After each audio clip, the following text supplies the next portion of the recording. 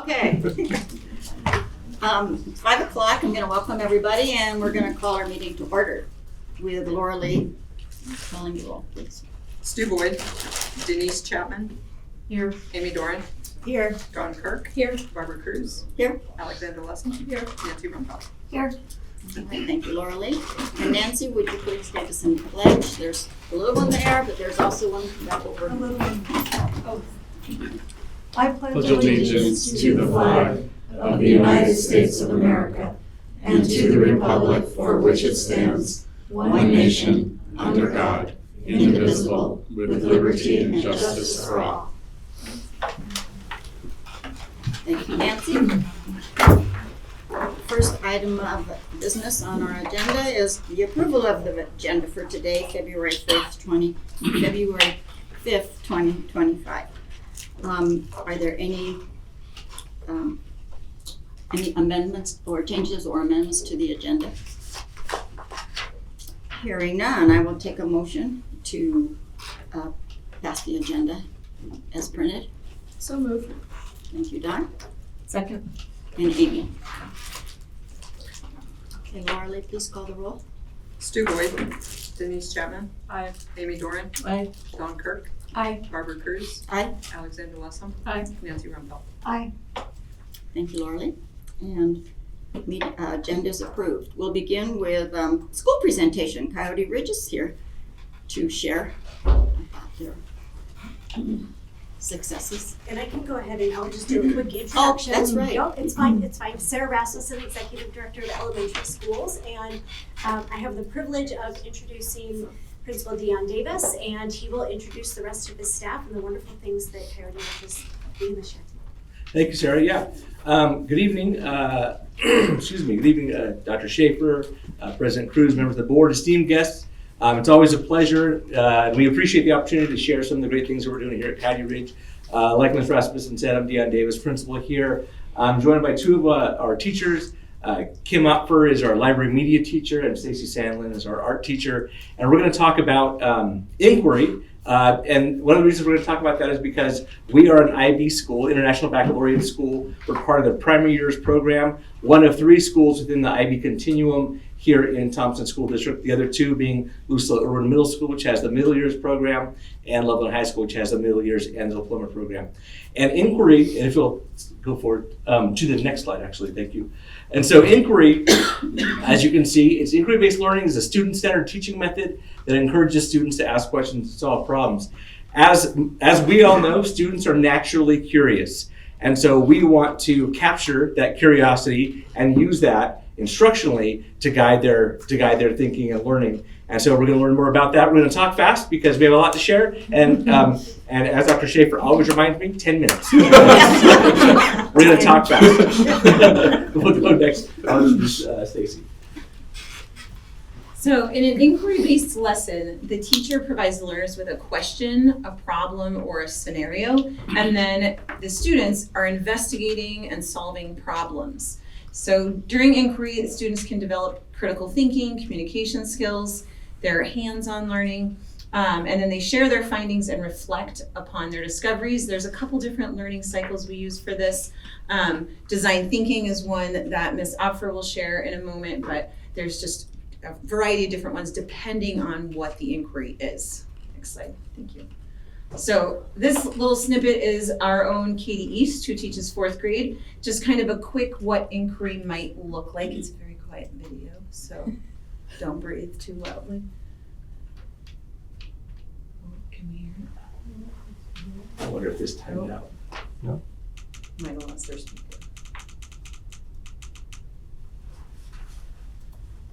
Imagine great questioning. I can talk us through it. So instead of starting a math lesson with, this is a triangle, and telling them a triangle has 3 sides, a triangle has 3 corners. She's got 2 triangles up and she's starting with questions. She said, to start our math lesson today, what's the same? What's different? We're going to talk with our groups. We're going to partner up. I want you to figure out what is the same, what is different, ready, go. And so instead of just giving facts, they just have something in front of them to see, and then they go ahead and through that questioning, try to get to the answers they need that way. All right, next slide.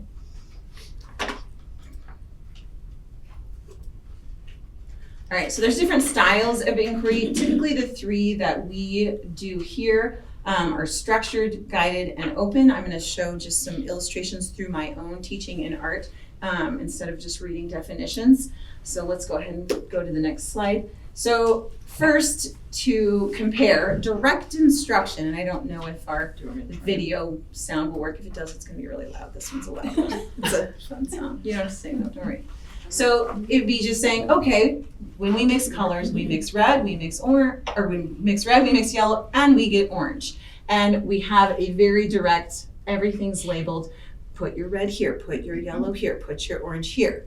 So the way I teach this with first grade, or let's see, now I used to do it in first grade, now I do it with kindergarten. Go ahead to the next one. I do it a little bit more with a structured inquiry. So the color wheel, instead of having all of them labeled, it's got the yellow, the red, the blue primary colors, but in the middle, it's got kind of a little math problem instead. It doesn't say orange, it says red plus yellow. So I read this book, Mouse Paint, in which these little mice get in the paint and then they make puddles and then they mix up. And so I pause the story and I say, okay, what mouse do you see? And they're, oh, the red mouse. It's in the yellow puddle. And so they've got their little paint palette and they make the red puddle and they put the little yellow in it and they stir it up and it's orange. And so then they fill out their answer. And so they're discovering instead of just this is what's going to happen.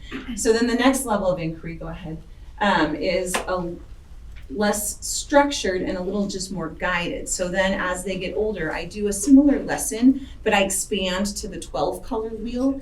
And so they have to not only go from primary to secondary, but also tertiary. So they get this wheel, no labels. So they have to draw on that background knowledge. This is what they get for their materials. And they have to use their clues to try and figure out what goes where. And then with logic and reasoning, how do we create something that goes in there and then something that goes in there and it makes sense. And so they're trying to solve the problem instead of me just telling them mix this with this to get this. Go ahead.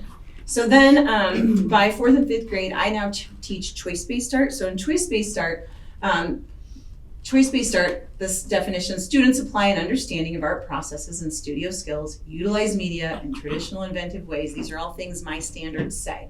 Plan and create works of art where intended meaning is communicated. That's a lot. Go to the next slide.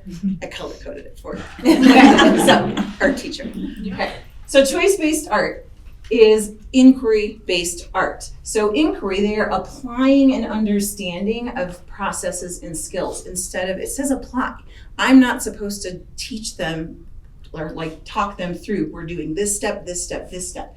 They're applying their own understanding of different processes because there's different ways to plan, different ways to make. So they're choosing and selecting individually. They're supposed to be inventive with the media. I can't tell them to be inventive, the word's not inventive. I have to give them media and then they have to come up with their own ways of utilizing that media outside of the norm. And so they're doing these different things through questioning. So they do their art through a series of questions. What are you gonna make? Why are you going to make it? And how are you going to make it? And then my room is a studio of stuff similar to Inquiry Lab. Okay, go ahead. So instead of this is a teacher directed step by step. We're all gonna make a flower, we're all gonna put a bug on it. Okay, I get products more like this, where they are more driven by their passions and their interests and their skills. So everybody's is gonna look different, which it should in art, is my opinion, I suppose. All right, so let's see. Okay. This is cute. Yeah. So I'm the librarian, but I also run the Inquiry Lab, which is like our makerspace across the hall. And so this is what we use in there, it's the design thinking. It's one of many different processes for design thinking. But the one that we use starts with empathizing, like who are you designing for? Who are you building for? What are you trying to do? And then defining the problem, and then brainstorming, coming up with those ideas, and then building a prototype or a model, and then testing it. And I encourage failure in the Inquiry Lab so that kids can persevere and try again. And so in this case, this first one was 2nd grade. They, for their unit, How the World Works, they were trying to bend light. Can you bend light was the question.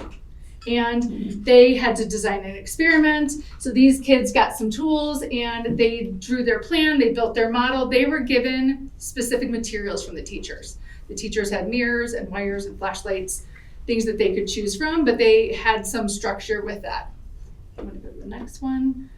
So then at the end of their unit, their task was to build a device that can communicate across distance. They could use sound or light, and they were free to choose anything in the Inquiry Lab and anything they could come up with. We had kids who, do you have tinfoil? No, we'll get tinfoil. And so they had different things that they wanted, and they went through this whole process, and they had to communicate something, and some of them had mirrors, and they wanted to flash lights on the mirrors, and it didn't work. So they had to go back, ideate again. I think in this case, we were able to get all but like 2 groups to be successful, but we encourage that if it's not successful, that's okay, because part of the process is, trying again and going back. All right, the next one. So this is another example. Our 4th graders are using materials to make circuits. And so sometimes they're just given, here's a box of things, see what you can come up with. I think in this one it might be hard to tell, but they got the bulb to light up. And so they're given those materials, but not necessarily an explanation of how it's going to happen. But based on what they might have learned about circuits, see if they can complete the circuit and light up the bulb. And so the benefits of inquiry, I see hugely. We try and encourage kids to persevere, have grit, and failure is an option. Like, you can fail and then you can try again. And sometimes things just don't work. And since we've had our inquiry lab and have done a lot of inquiry, I've seen kids who are more willing, like, it's okay. They don't, burst into tears and are a puddle because something didn't go their way. So students are encouraged to be curious and follow something that they're passionate about, investigate things, and learn from others as well. I think we'll probably skip this because that's Mrs. Nguyen showing what she sees from her kids by doing this. So this is a quote about inquiry-based learning is the philosophy of John Dewey, who believed that education should go with the learner's curiosity. And that's what we believe in an IB school, and generate thinking. And that's part of our the learner profile that we have as well. And so today was the Global Day of Play, or like Stacey said, the Global Day of Chaos. When you went to some of the rooms today, it kind of sounded like chaos, but play is open inquiry. So in the inquiry lab today, I had tons of stuff out, and they got to choose what they wanted to do. We talked about how to work together and how to play together, because some kids aren't great at playing together. And so these are just a couple snap pictures from today of kids who just chose what they wanted to do. And here's a box of cups, and see what you can come up with. And so no screens, allowed, and they were playing today. The timing was fortuitous. It happened to be today's the Global Day of Play. It's not like that here every day. There is chaos more than one day a year, but it's not every day. Well, a lot of times the inquiry lab looks like chaos and sounds like chaos, but it's learning, and I think that's like when they're really quiet is not maybe when the most learning is happening. Okay, I think that's our last slide, right? Do you have some questions? Any questions? Questions? Board members, do you have any questions for them? I just think it's fabulous. I'd like to be here during one of those days. Yes, ma'am. Anybody else? Oh, I was just gonna say it's really great to allow them to fail, because I think that's really important for them to learn that each time you fail, now you're one more step closer to whatever the solution is. Or when I was trying to, it's Girl Scout cookie time. When our girls would sell cookies, I'd be like, look, every no gets you closer to a yes. Yeah. So it was just a good learning experience, I think. I think in the inquiry lab, I try and give them examples. I have a great video from a car company, and they talk about how many iterations they go through from the first design to an actual car, and the kids are always astounded. And they said, like, do you think they built that on the first go? We talk about building houses or any project, in the real world. You're not going to get it right the first time, and so they need to start practicing failure opportunities too. Opportunities, yeah. Anybody else? Very cool. Thank you. All right, thank you. very much. Thank you so much.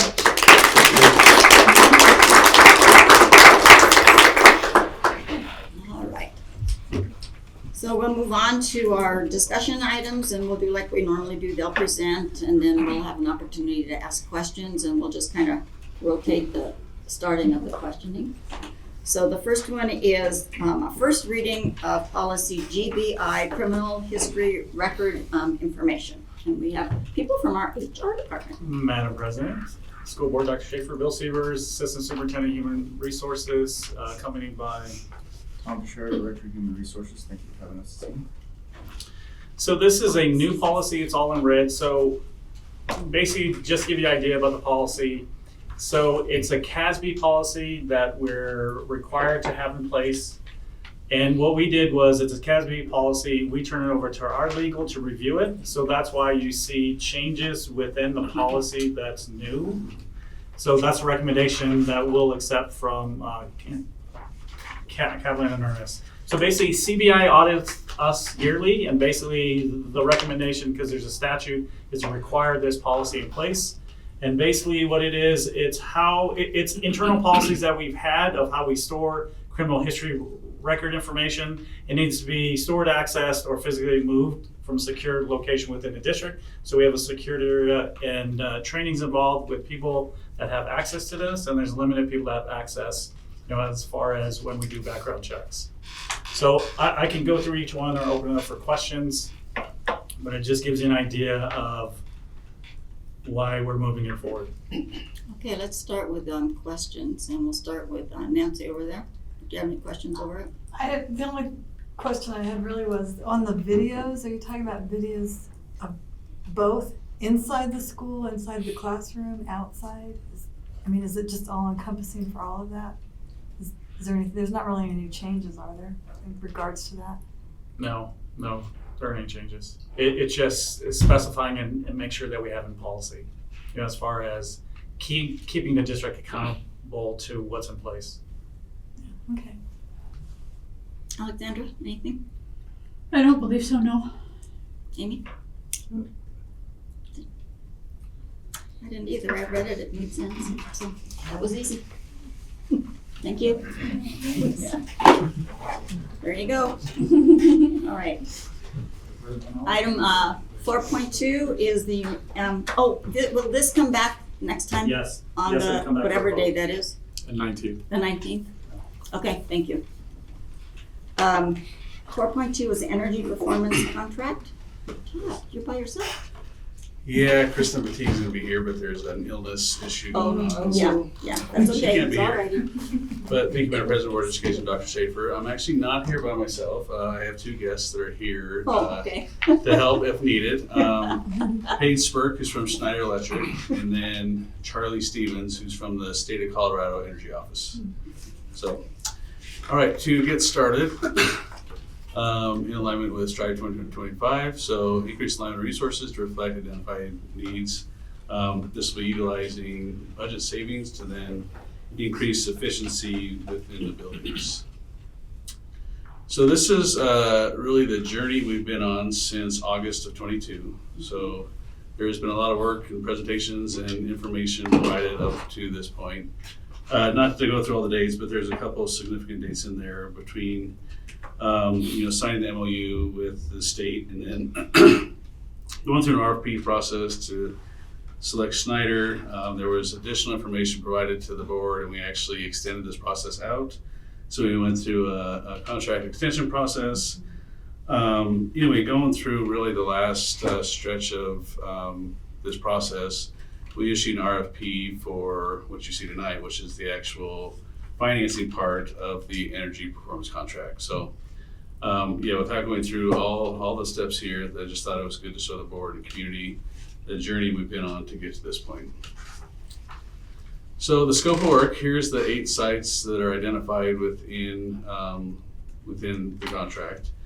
One of the big reasons or push is by state statute now, we can't buy fluorescent light bulbs anymore. So this is one way then to start switching over schools to LED. And then, so that's the majority of the work. There's also water fixtures and all those pieces.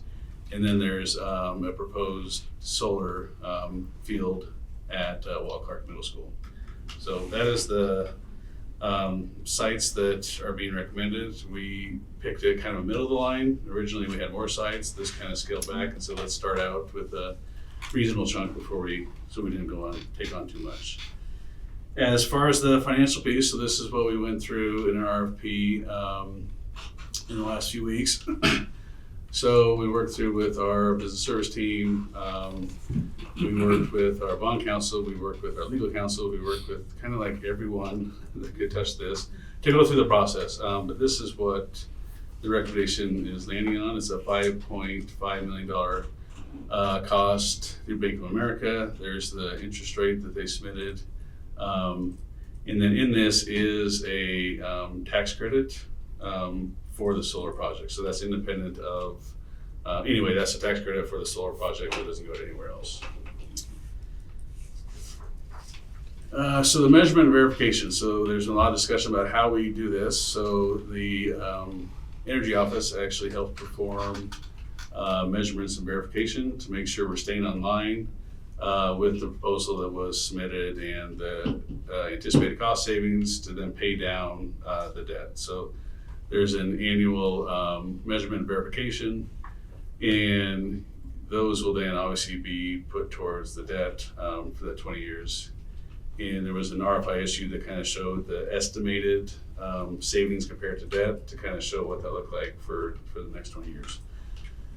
So that just goes through how we get there, and then really what our next steps are is, tonight is just the introduction or the continued introduction of not just the program, but the actual contract.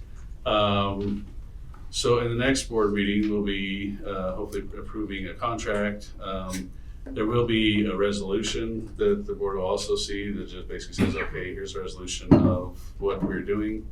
And then assuming that all works out, we'll actually start implementing spring, summer 25 to start transitioning in the projects you saw with the different components. So that's our next steps. As I mentioned, we have some friends here if there's any questions, but that's what I had. Okay, thank you, Todd. Let's start with Alexandra. Do you have any questions over this? I just have a question about, you said there's the credit, renewable investment tax credit. Is that in addition to the 5.5, or would that cut the 5.5 down? That is, so the total project cost, that cuts it down. So, yeah, so that's taken off. So the cost would be like 4. No, it would actually go the other way. So we did the tax credit, the cost would be into the 6.5-ish, Okay. yeah. Okay, so that's in addition to the, I mean, you're already, the 5.1 is taking that 1.05 into consideration. Correct, yeah. Okay. And so, for example, I mean, there was a conversation today, say that didn't go through. Right. We would hold off on that project to make sure that the timing and sequence for that funding, if there was a funding risk there. Hold off on the solar project. Correct, yeah, because it's funded really through that tax credit. Oh, okay. Yeah. Okay. Okay. Thank you. Alexandra asked me a question. I'm good too. Nancy? So I was just trying to understand, from the RFI, so on this loan that we're getting from Bank of America, when do we receive the proceeds, and when do the payments start? The closing is set for end of this month. In the timing of actually payment received, I'm gonna look exact too, because we've been working on it. But I don't think we have an actual timing yet, when we actually get the proceeds. But the closing of it is scheduled for the 27th of this month. But when do the payments start? The payments then start within this next fiscal year, not this fiscal year, is that correct? Yeah, so the timing of it is we close at the end of the month. The bond proceeds will come shortly thereafter, and then the project will begin. And then the plan is that they'll complete the project like in the summertime, and then we'll see those savings. And so then when the first payment comes due at a year later, so that first payment will be at the end of February, and so we'll be able to realize those savings to then offset that payment that will be due a year later after closing. So does where you have the debt, the principal and interest, is the interest accounted for where there's a whole year where we have the loan but no payments are being made? Because my interest assumed payments starting, as soon as we receive the proceeds, because that would increase the cost. Yeah, I don't know that offhand. I'd have to double check unless you knew that. I'm not quite sure. Well, I mean, the amortization schedule that Bank of America gave us said the first payment was like $270,000 or whatever. Oh, I see, so that will be catching up, okay, Right, yeah. okay. And that's the year one. So year one is in 26. That would be a big one. Yeah. Okay, I guess we'll have to also kidneys or something. And then my only other question was also on the savings, did that take into account any maintenance costs and or when Excel decides that they need another rate increase? So as far as the maintenance costs, no, because it's just based off of the utility verification. There is, as far as the utility increase, maybe Charlie or Paige could help with that. Okay, go ahead. Yeah, thank you. Do you want me Yeah, come on. to- Thank you so much for having us. There actually is an operational maintenance Great. piece accounted for in the savings Oh, okay. that we worked with the district on, directly costs that will come off of your operations costs. So those are real savings. We're not assuming, labor savings because you're still gonna have your maintenance folks on staff, that kind of thing. So those are accounted for. It's a very small piece of the savings. The second part of your question was Related to, Excel likes to ask for rate increases. sure. 8% utility Yep, price. so we have looked at historical data and talked to your utility providers and calculated an annual utility escalation. So in the agreement, the annual utility escalation is 5.75%. Again, we work with your utility on that. So that assumes our guarantees are based on units of energy. That's what we can control. So when you change a light bulb, we save units of energy. And then you get charged for those units of energy. So we're using your utility budget that you would be escalating year over year because of annual increases and shifting that to make the payment for the project. Mm-hmm. So it assumes kind of business as usual. It's business as usual. So in theory, I'm just gonna make up numbers just to keep it simple. If the interest and all of those costs came out to be 8.5 million and we only saved 8.1 million, do you guys make us whole in that difference, or is that's just part of the risk that we're taking? Yes, we guarantee that. You guarantee that, okay. And that's part of the verification by the Colorado Energy Office. Okay. Any other questions?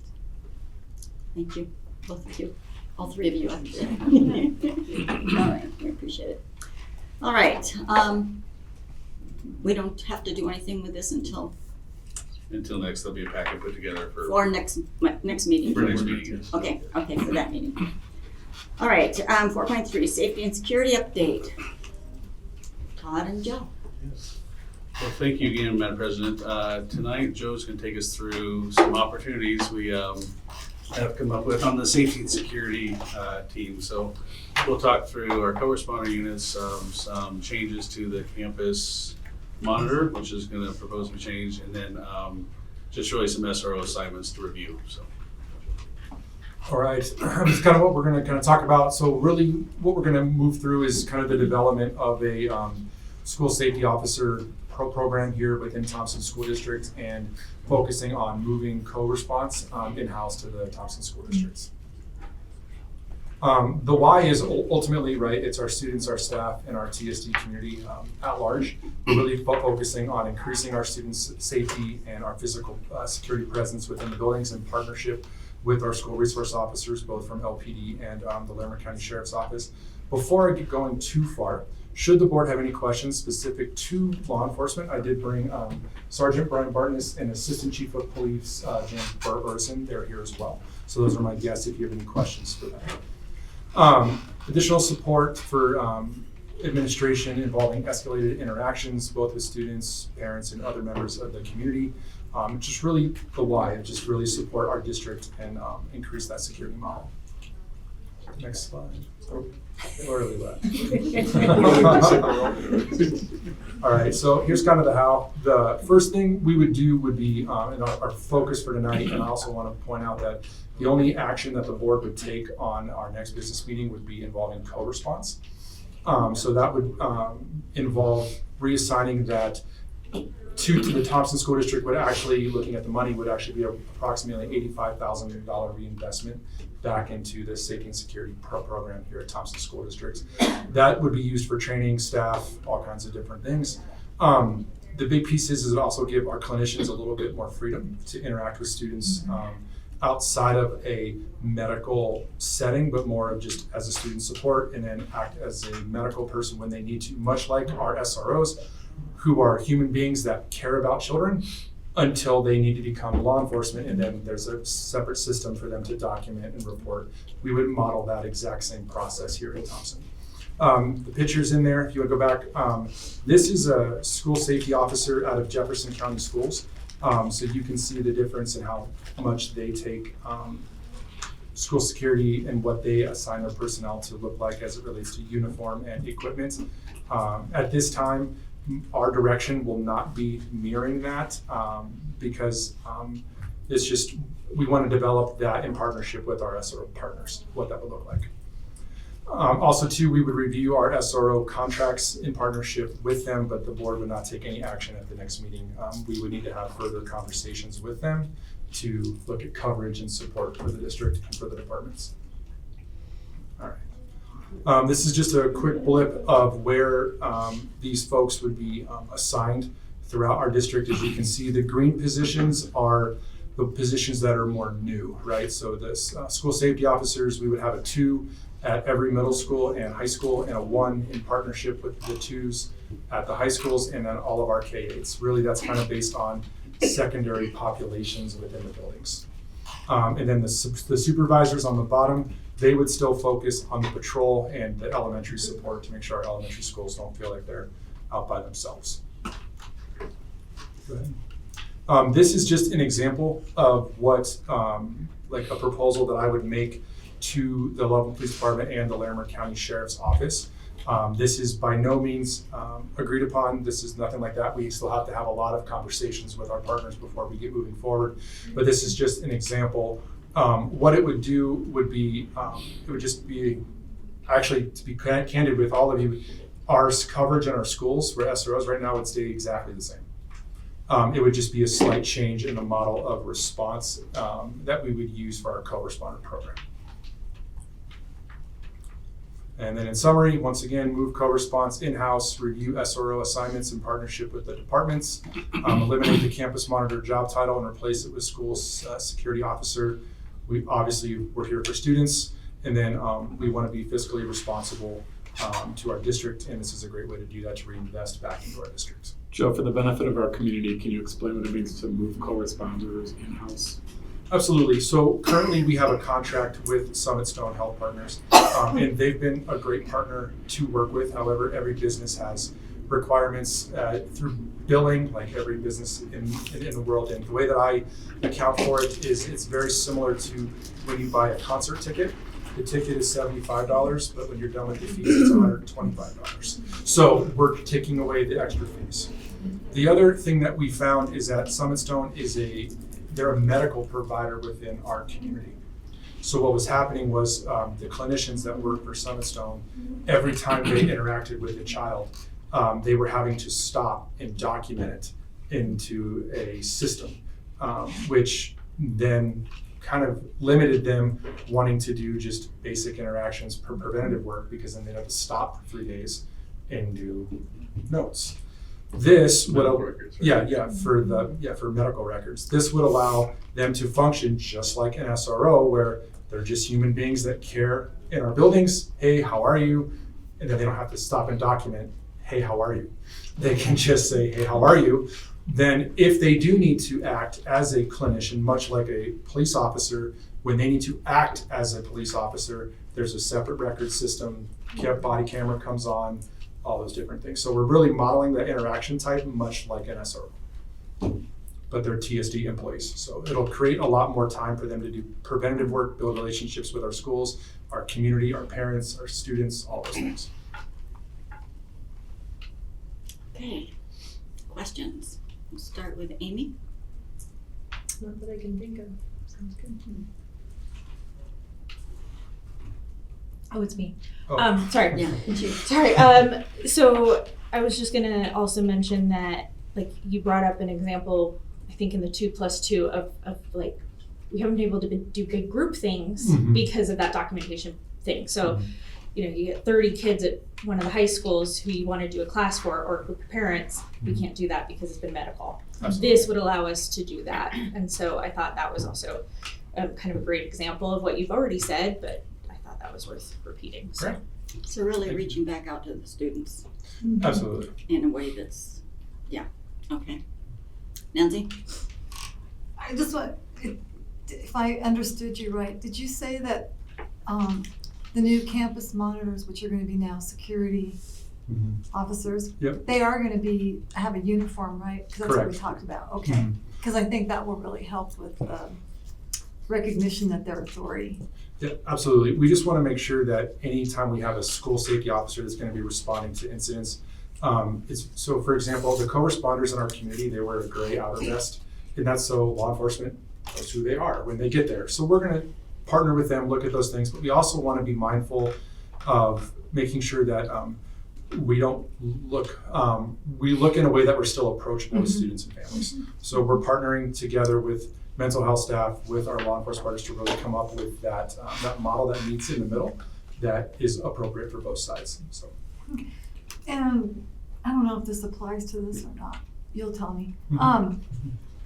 So on bathroom security, will this new model with the new role for security officers, do you think this is going to help with any of the bathroom security issues that are occurring in the schools that we all keep hearing about? Will this make a difference?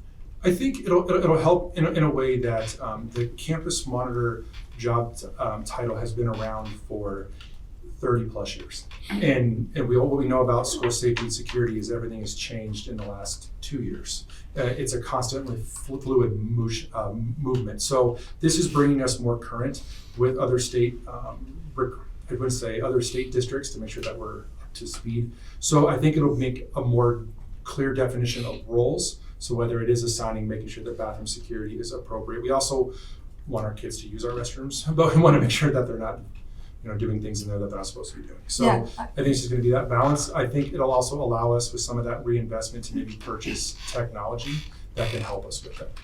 Right, because I know that with the security in the bathroom, that there are a lot of students who aren't using them because of these issues. Yeah. So we have so anyway, okay, that's all I have. I just have a question about, I know a while ago there was a question about whether the Loveland, like the city of Loveland, would continue supporting the SRO program because of their own budget issues. Do we know anything about the status of that? Well, I will deflect that question to our friends over here. To my knowledge, there has been no talk of elimination of an SRO program, and we continue our great partnership. But I apologize, there was a long wait. Can you ask that question one more time? A while ago, the idea was floated that the city of Loveland wouldn't be supporting the SRO program anymore because of the budget issues the city has. And so I was just wondering about the status of that. Yeah, that was one of the questions that was brought into it as part of the study that the chief and the whole city went through. But as both the chief and the city saw, the SRO program is important, so it's not a consideration or offense. Thank you. Good to know. Thank you.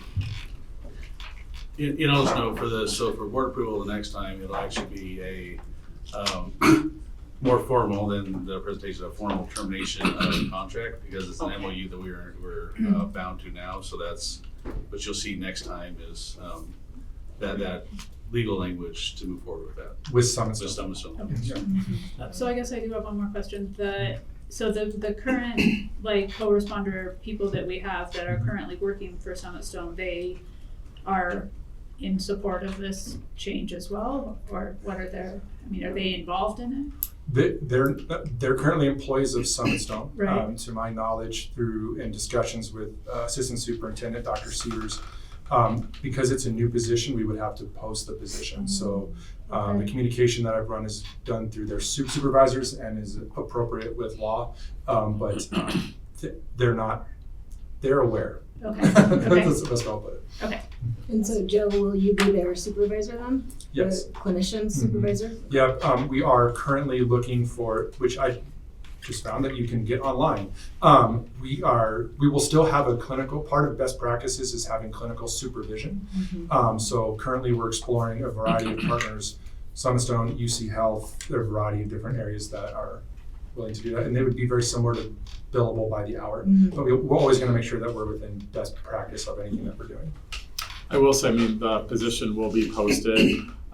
The level of training that is required for this, there's not many people that would currently be eligible to be a co-responder. So certainly we'll explore all applications that come in, but I will just say that it's a very robust training requirement to be a co-responder. Okay, thank you. Our next agenda item is 4.4, the Board of Education possible resolution supporting students and families. And I brought this forward based on samples I'd received, also emails I've received from concerned community members. And so I am going to just open it up. I know some board members have already shared or written or created or have ideas about what or whether we want to go forward with it, but we need to have this conversation. So I'm going to turn this over to, I know I talked with Amy if she had some thoughts. I don't know, I haven't talked to many of you, it's just she and I happen to have a conversation. And then I think Dawn has some ideas. So I'm gonna just kind of open it up to, we aren't gonna make any decision tonight, but we need to have a conversation around it, since we don't vote on things at this meeting. So, one of you start, or share ideas or thoughts or. So are we crafting something tonight? We have or we have an example, but I guess I kind of want to hear conversation around it. What you feel would be important. That we should have done this earlier. Well, yeah. I feel that's important. But yes, I'd like to move forward with this. Okay. Anybody else have any ideas to share? Well, the only example I saw was the one from Greeley that they did. I don't know if there's others that we're supposed to be looking at or what the others you're talking about are, because I haven't seen those. But I like the one from Greeley. I think it's appropriate, and I think it's, we're knowing that there's, lots of families who are keeping their kids home from school because they're too scared to go to school. Yep. And we have a duty and responsibility to be educating all of the children in our district, and it's hard to educate them if they're not there. And so I think it's important for the students to know that we support them and we want them and we, I assumed that Stu had sent this to everybody, but it wasn't to everybody, the sample that he had. No. Okay. No. All right. That was my mistake, then I was gone when it was, yeah. Okay. So I pulled together something from, I think it was 10 or 12 different ones that have been done in the state. And the first one that I used was the Greeley Evans one because I knew that was what we saw.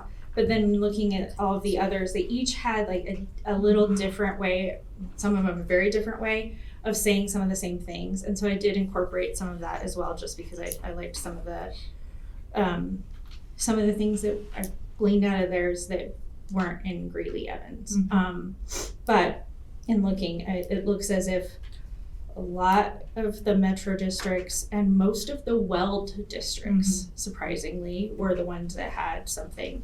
And then after 10, I thought, I'm good. I don't need to look at it anymore because my brain wasn't working anymore.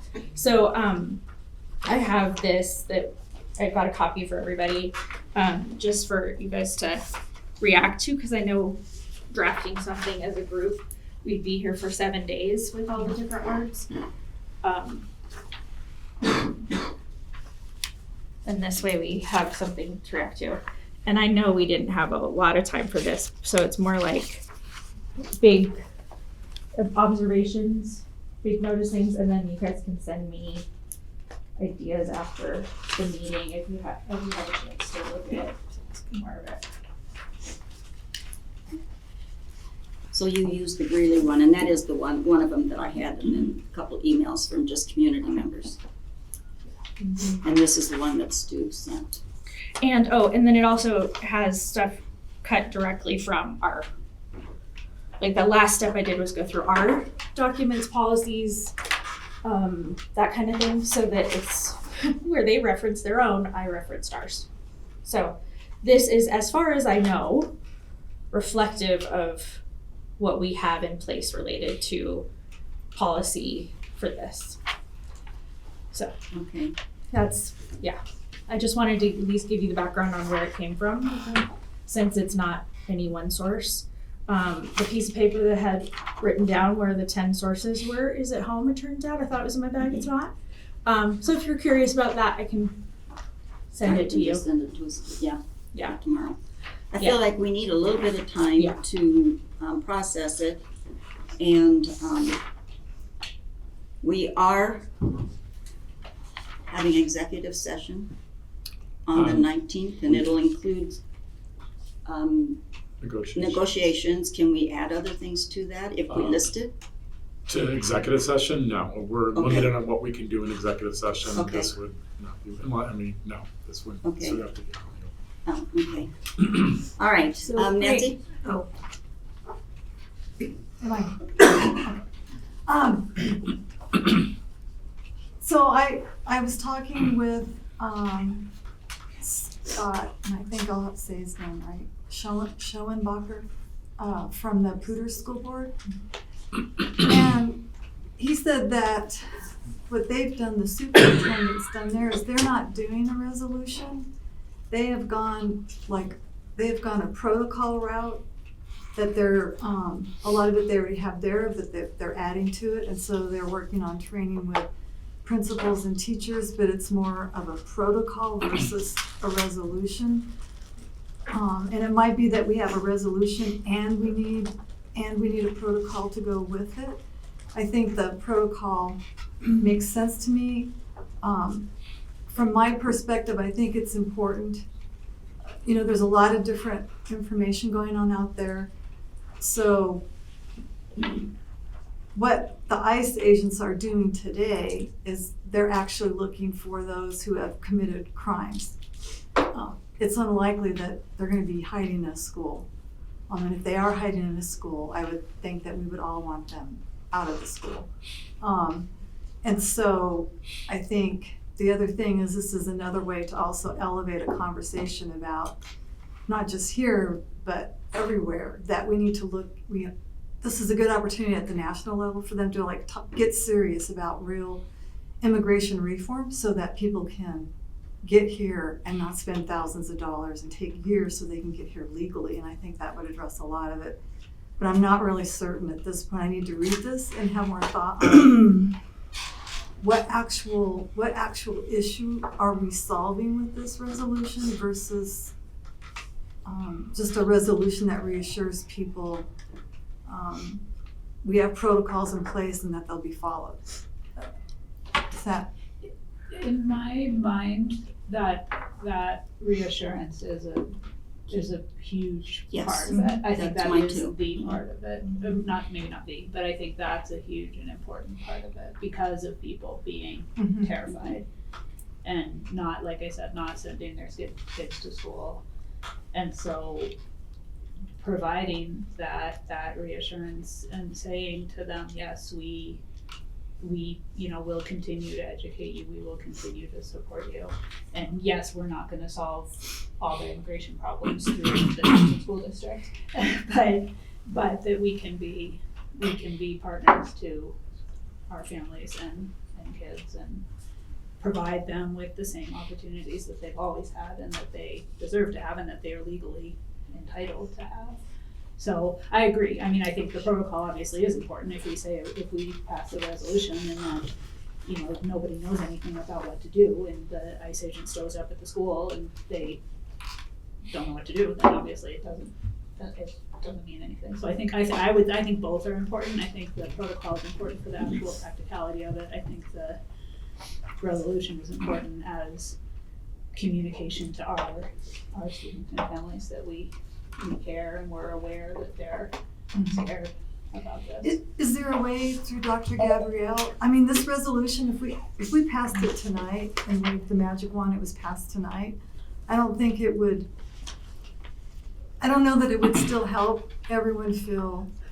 So I think there needs to be another layer with this to help get the information out. We can't pass it tonight. No, I'm just saying if we Yeah. did, there's still more communication. Yeah, I'm gonna go to Amy. What we're talking about, this resolution, protocols, those take time. Yeah. I feel we as a district need to acknowledge what's going on and we are committed. I think that you and Mark need to, or the board, we all need to write a letter, a statement. That's what I would like to see. That can be done without board approval, I believe, or just a letter from you, just stating I have one here from another superintendent and a Board of Education president, but we've said nothing, and that disturbs me that we've said nothing, and we're already this many days out. This resolution, these protocols are gonna take too much time. I feel that we need to do something. We need to acknowledge that we're gonna we're committed to education. And so I would like to see something like that happen 3 days ago, so. Denise, any thoughts?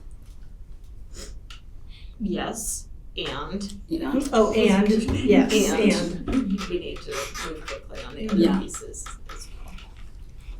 Okay, how do you feel about? Can I say something real quick? Sure. 'Cause I think it's important. I was adamant that we shouldn't say anything, and I feel like that's really important to say here. And obviously I've changed my mind, right?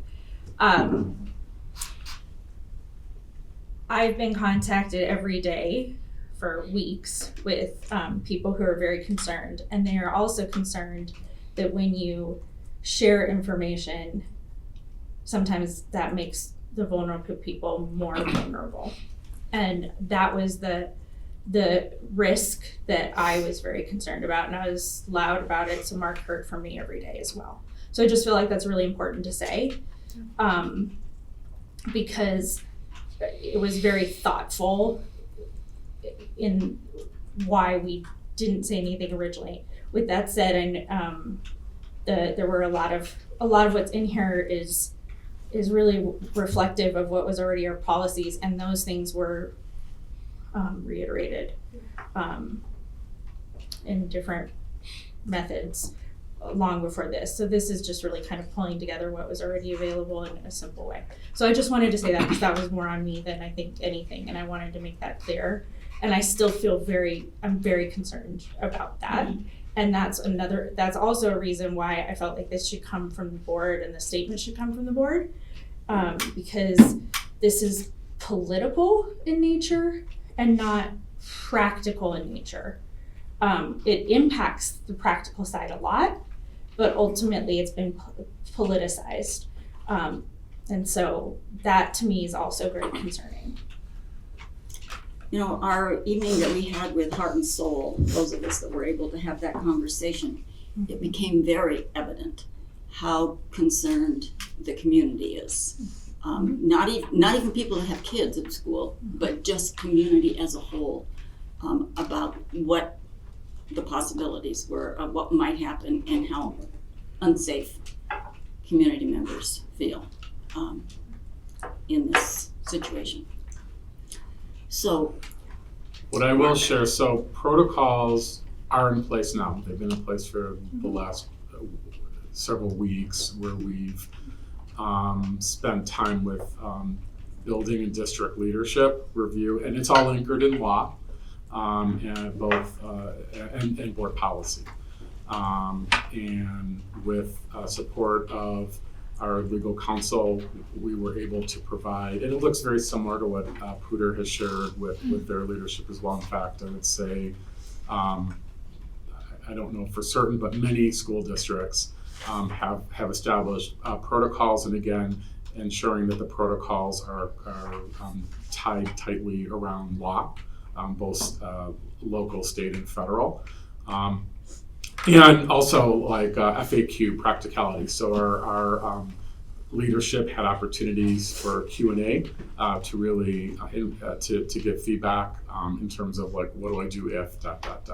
So the guidance is always evolving, and we're something that we're continuing to monitor. But from that standpoint, I would say that we have adopted protocols in place for not only our buildings but our district as well. So I want whatever we write or do to come from our heart and not just come from policy or everything else that we can go online and find. I want it to be something that comes from what we really truly believe. And so I would be happy to help create something using some of these pieces. I'll run it past Mark. Are you guys okay with and then I'll share it with you. Are you okay with my coming up with something, Dawn, if I take some of this and, yeah? Yeah, I do think something short. Yeah, In the and this meantime, is that long. needs to be short. We Yeah, need that to makes it be acknowledged. 4 or 5, like what all of our resolutions are. They're all from the heart as far as where we believe and where we feel we want to go with things. So with your permission, I will tackle this and probably have something by Friday. Is it okay, like if each of us or I just send you like a short email like this, these are Absolutely. the key things I would, Yeah. Are you all okay with that? Are we safe doing that? And Yeah. the other thing is I would like to make sure it's all of our protected classes, because Yeah, some of of course. the contacts I got Yeah. were not just around immigration. Yeah, I would agree. Okay, you're all right with that process? Yes. Alexandra? Yes, I sense hesitation. Oh, no, I'm okay. fine with that. Okay. That part's fine. In relation to Amy's concerns and questions, what can be done now to even, tell the community we are aware of this, we are talking about this, we care about this, rather than, radio silence, I think leaves people to be more scared, more unanswered questions coming up with all kinds of things. And it matters. Like I got today at my place of employment, we got basically a similar thing, a little article talking about how that we also will continue to support all of our patients from all stripes and backgrounds and whatever, and that's what we'll do. And it meant a huge amount. Yes. It meant so much just knowing that, because you're sitting here, you're waiting, you're like, I don't know, like, am I gonna get in trouble for this? Am I gonna get, and even though like you think I like the place I work, I think it's good, I don't know. And so I agree. I think having that, like reading this thing at work today, I was like, oh, thank God. And I think that we have many, many staff members, many, many family members who would feel the same way. And so I agree with Amy that there is, I don't think we should wait 2 more weeks to our next meeting to make something public to everybody. I just kind of talked with Will, sort of. We'll talk and try to get something in the paper as soon as we can. Yeah. Okay. Yeah. Is that all right? Yeah. Okay. I think it's important. All right. Thank you guys. I felt like we just needed to. Yeah. All right. 4.5, the proclamation of National School Counselor Week. I think that's you. Well, yes.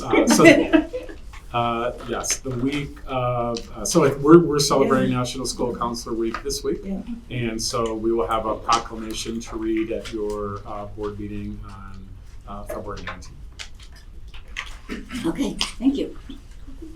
Then 4.6 is our standard action consent items. There were just 2 listed at this point, but know that there'll probably be more, and these items will be there as well.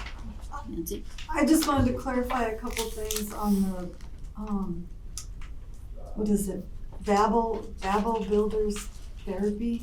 I don't, Yeah, so. from the consent items, you mean? Yeah, because I had sent in Okay. an RFI on it. I don't know if, do I ask Todd or who do I ask?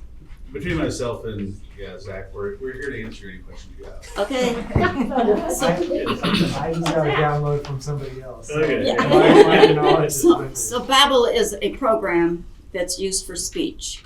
Yeah. It sounds like this individual, we were using her as a contract employee, but then we couldn't we couldn't find full-time permanent staff, so now she's created her own company to be an independent contractor, and it's going to cost, That's right here. 140,000? That's right here. It's $140,000, which is $90,000 over what the grant was for. So I'm just trying to understand, is she really an independent contractor? Are we her only client? And how do we find this other $90,000? I mean, like, what if you guys, I don't know who's searching for it. I think, Todd, you're looking for it, right? Well, this is one of our hard to fill positions, am I right? That's why we've had to go to an outside An contract. SLP, yep. Yeah. And we have no choice but Yeah. to provide the service. Well, Right. I understand that. Okay. I Not do everybody under- does. I understand that. I'm just trying to understand, is she just a company of one and she just decided to make her own company? And so now she's a W-9 and, because if we're her only client, that's not really an independent contractor. And what happens when we can't find the other 90,000? Will that come out of the general fund? So I guess we'll tag this together. So yes, I mean, in essence, the budget piece, we'll put that on future budget, templates that we're working on. As far as, I don't know, as far as the business model that Babbel runs under, if we're the only one or there's others. So I'd have to do some research into that, but it's to fill a requirement under SLP that we need to do. We can get back to you as far as, the actual structure of this contractor. But if we can't find the money from the IDA grant, then it would come out of general, okay. It would, yeah. Yeah, 'cause there's, And I welcome, Mr. Robert. So I know that you're aware of the rules for independent contractor. That would be my only, to make sure she truly is, because if she's not, then it comes back on us that we should classify her as an employee. So those are my concerns. Okay. All right, that's the end of our discussion items for the early part of our meeting. The next item is CASB update, and that's Stu, but you'll notice he's not here. But he did send us a report. It's a 2-pager that we have. Would you like me to read it out loud? So I was curious if any of you took time to take a look at this. That came from Stu. The only confusion I had was on this one about library resource decision standards for school district. That last piece, the last 2 paragraphs, the last 2 bullets, those are identical. So I don't know if he cut and pasted something twice or what it was, because those 2, with the one that says the bill specifies and the next one the bill specifies. I think that was probably just a mistake. Yeah, those are identical. But otherwise, the only thing that's really there for us to be aware of that they supported was the post-secondary teacher credit transfer website, and then opposing the one on independent ethics commission jurisdiction, but then a lot of confusion on the library resources from what I can tell. They offered an amendment, and if they don't take those amendments, then we will oppose it. Is the way I read it. So that's Stu's report. How's that? probably didn't do justice to Stu. It's okay. In your own voice. In my own voice, yes. Do you need a break or can we keep forging? Right ahead. Are we okay? Let's go. Okay. Who said that?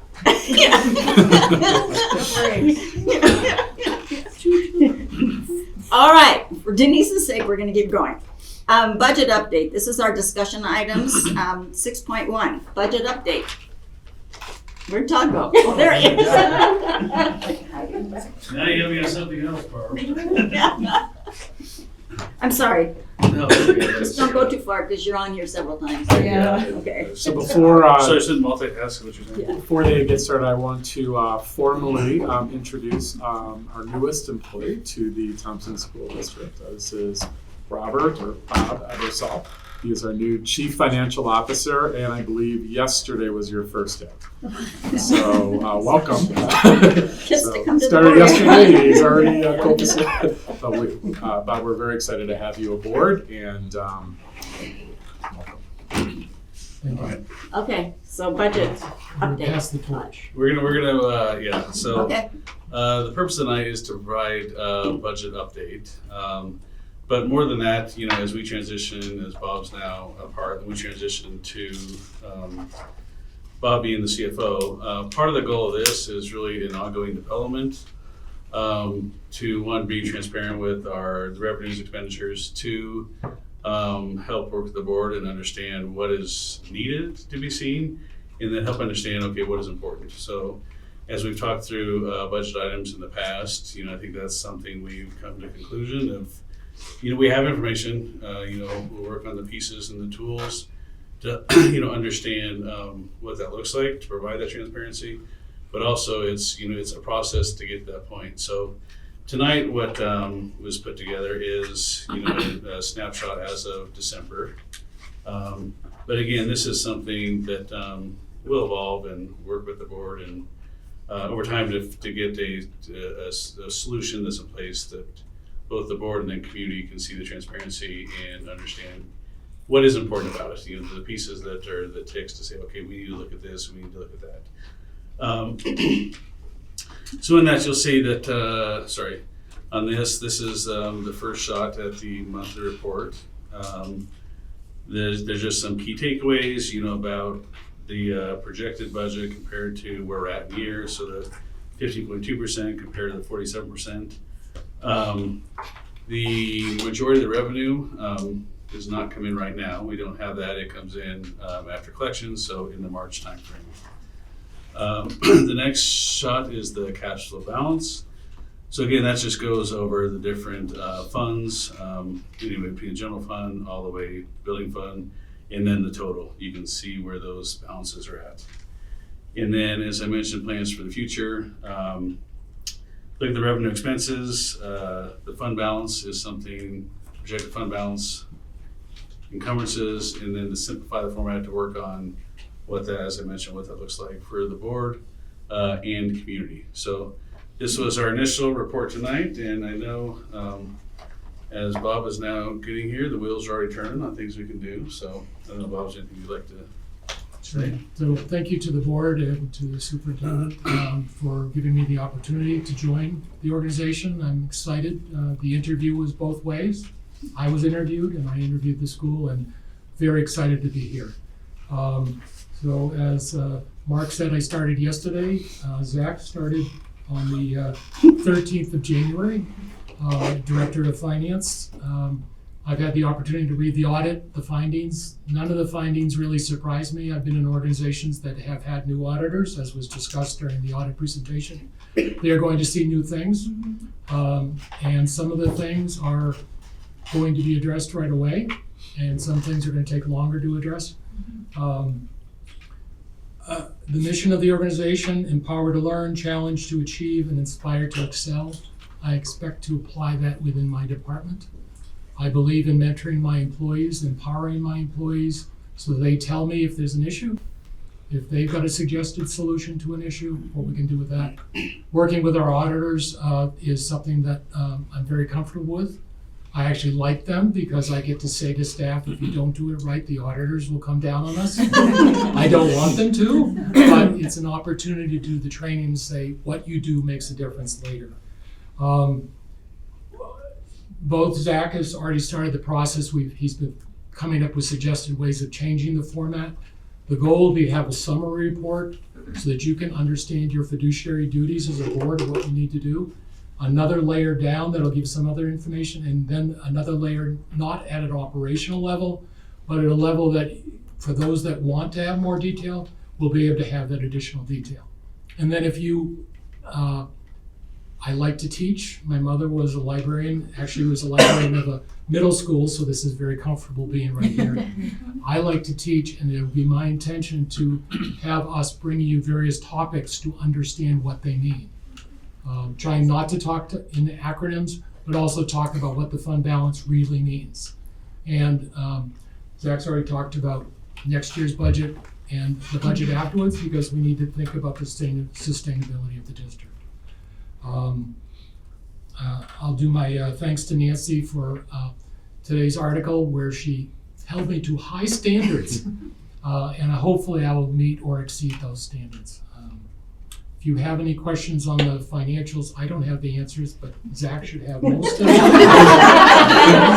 But I'm not going to throw him under the bus either. Zach has been great. He's been Long-term amazing. Yeah, I don't know if anybody has any specific questions, but again, it'll be an iterative process. I have a lot of ideas as to how to make it more meaningful, and so whatever is you're looking for is what we'll incorporate into the reports. The format that we're presenting right now might be fine, and I'm completely fine with leaving it the way it is. But it's really we'll look to you for guidance on what you want to see. And ask us what you would like to know, and we'll figure out how we can present it. So you don't have to try to come up with a system unless you have a system. We're certainly open to that. We'll be asking the auditors for standard operating procedures and other formats that other school districts have used, so we don't have to reinvent the wheel. But we want it to be useful information so that next time Todd comes up here and asks for a project, that he will have done some of the work so that our work on the financial side will be there. So the question about the operation and management on the solar, we got the contract, we've already started reviewing the contract on that. We're talking to each other on a regular basis. Mm-hmm. That's what we wanted to do. So he started out with transparency, we want that. Okay, you guys have questions for them? Let's start with, I think it's Denise's turn to start. Do you have any questions? No, I don't. No, I'm good for now. I did my Plant Moran thing today that all of you guys did it earlier, but I was gone, so. Nancy? No, I just appreciate the time on the RFIs. I know, Todd, I'm becoming a broken record on Building 41, but it's concerning to me because we still have those two projects that are $1 million, but the bank doesn't have $1 million. So, sorry, but I appreciate all the work that you guys are doing with my questions. So thank you. Alexandra? No, I appreciate this. Thank you. I really like the idea of having like the layers, like the simplified sort of report. I mean, and working with that, I think for the, those of us who are not in the financial field, it's really nice to have things in, layman's terms or pictures and graphs and, things like that. I mean, we're not stupid, but it's just nice. I think it's easier sometimes to see things in those ways. And for us, and then also for the greater community who wants to know what's going on and deserves to know what's going on, but does not have the time or inclination to look through a, 300-page spreadsheet. One of the things I like to do is interpret and translate financials to whatever language you want to speak. Yeah, that's great. Thank you. Amy? No, nothing. Welcome to the district. Yeah. We're glad you're both here. Yeah. So am I. Yeah. And I would real quick just like to, so Amanda from Plant Moran's here.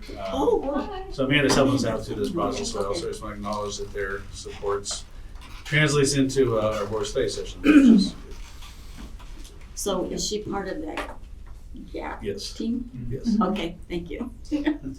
Not an auditor. Yeah. Okay, thank you. All right. I won't go into Okay. Well, are you doing cell phones? No. Okay, well then you can go away for a little bit. Aren't they the next item on our Yeah, cell agenda? phones. Yeah, I'm sorry, you'll have to come back. Just don't get me I'll be comfortable. here. Okay.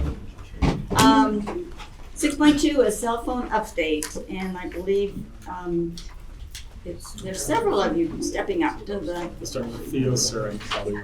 okay. Okay. All right. Welcome. All right. We were all curious about what's happening out there. Okay, so Kelly Zane, Chief Technology Officer, here with. Theo Robeson, Executive Director of Secondary Education. And good evening, Madam President, Dr. Schaefer, members of the board, Sarah Rasmussen, Executive Director of Elementary Schools. So we have the pleasure of being able to talk about cell phone update, navigating our cell phone use in schools. And we're gonna have Sarah start with everything. Yes. So first, just to connect it to our focus areas and start of 2025, of course, we're looking at student achievement and inclusive and supportive culture. And really, the purpose of what we're doing this evening is being able to bring some information to you all and hopefully be able to answer some questions and really just give you some high-level information about cell phone procedures as they relate to what we're doing in the Thompson School District. And then just so you all know too, we have some principals with us this evening. So if we have conversations that really get down to the school level, we want to be able to have them speak to what's happening. So they will be here with us also. And this is a complex issue. We've put a blurb in here just talking about the challenge that we're facing as we're making some of these decisions. And we just really would like to acknowledge that. We also want to let you know how this presentation is set up. We have put it into 3 different sections. So we have some data that we gave to, based off of a survey that we gave to our principals, high level data. And then we have a section for questions. And then we have some research that you've been able to look over, and we have another section for questions.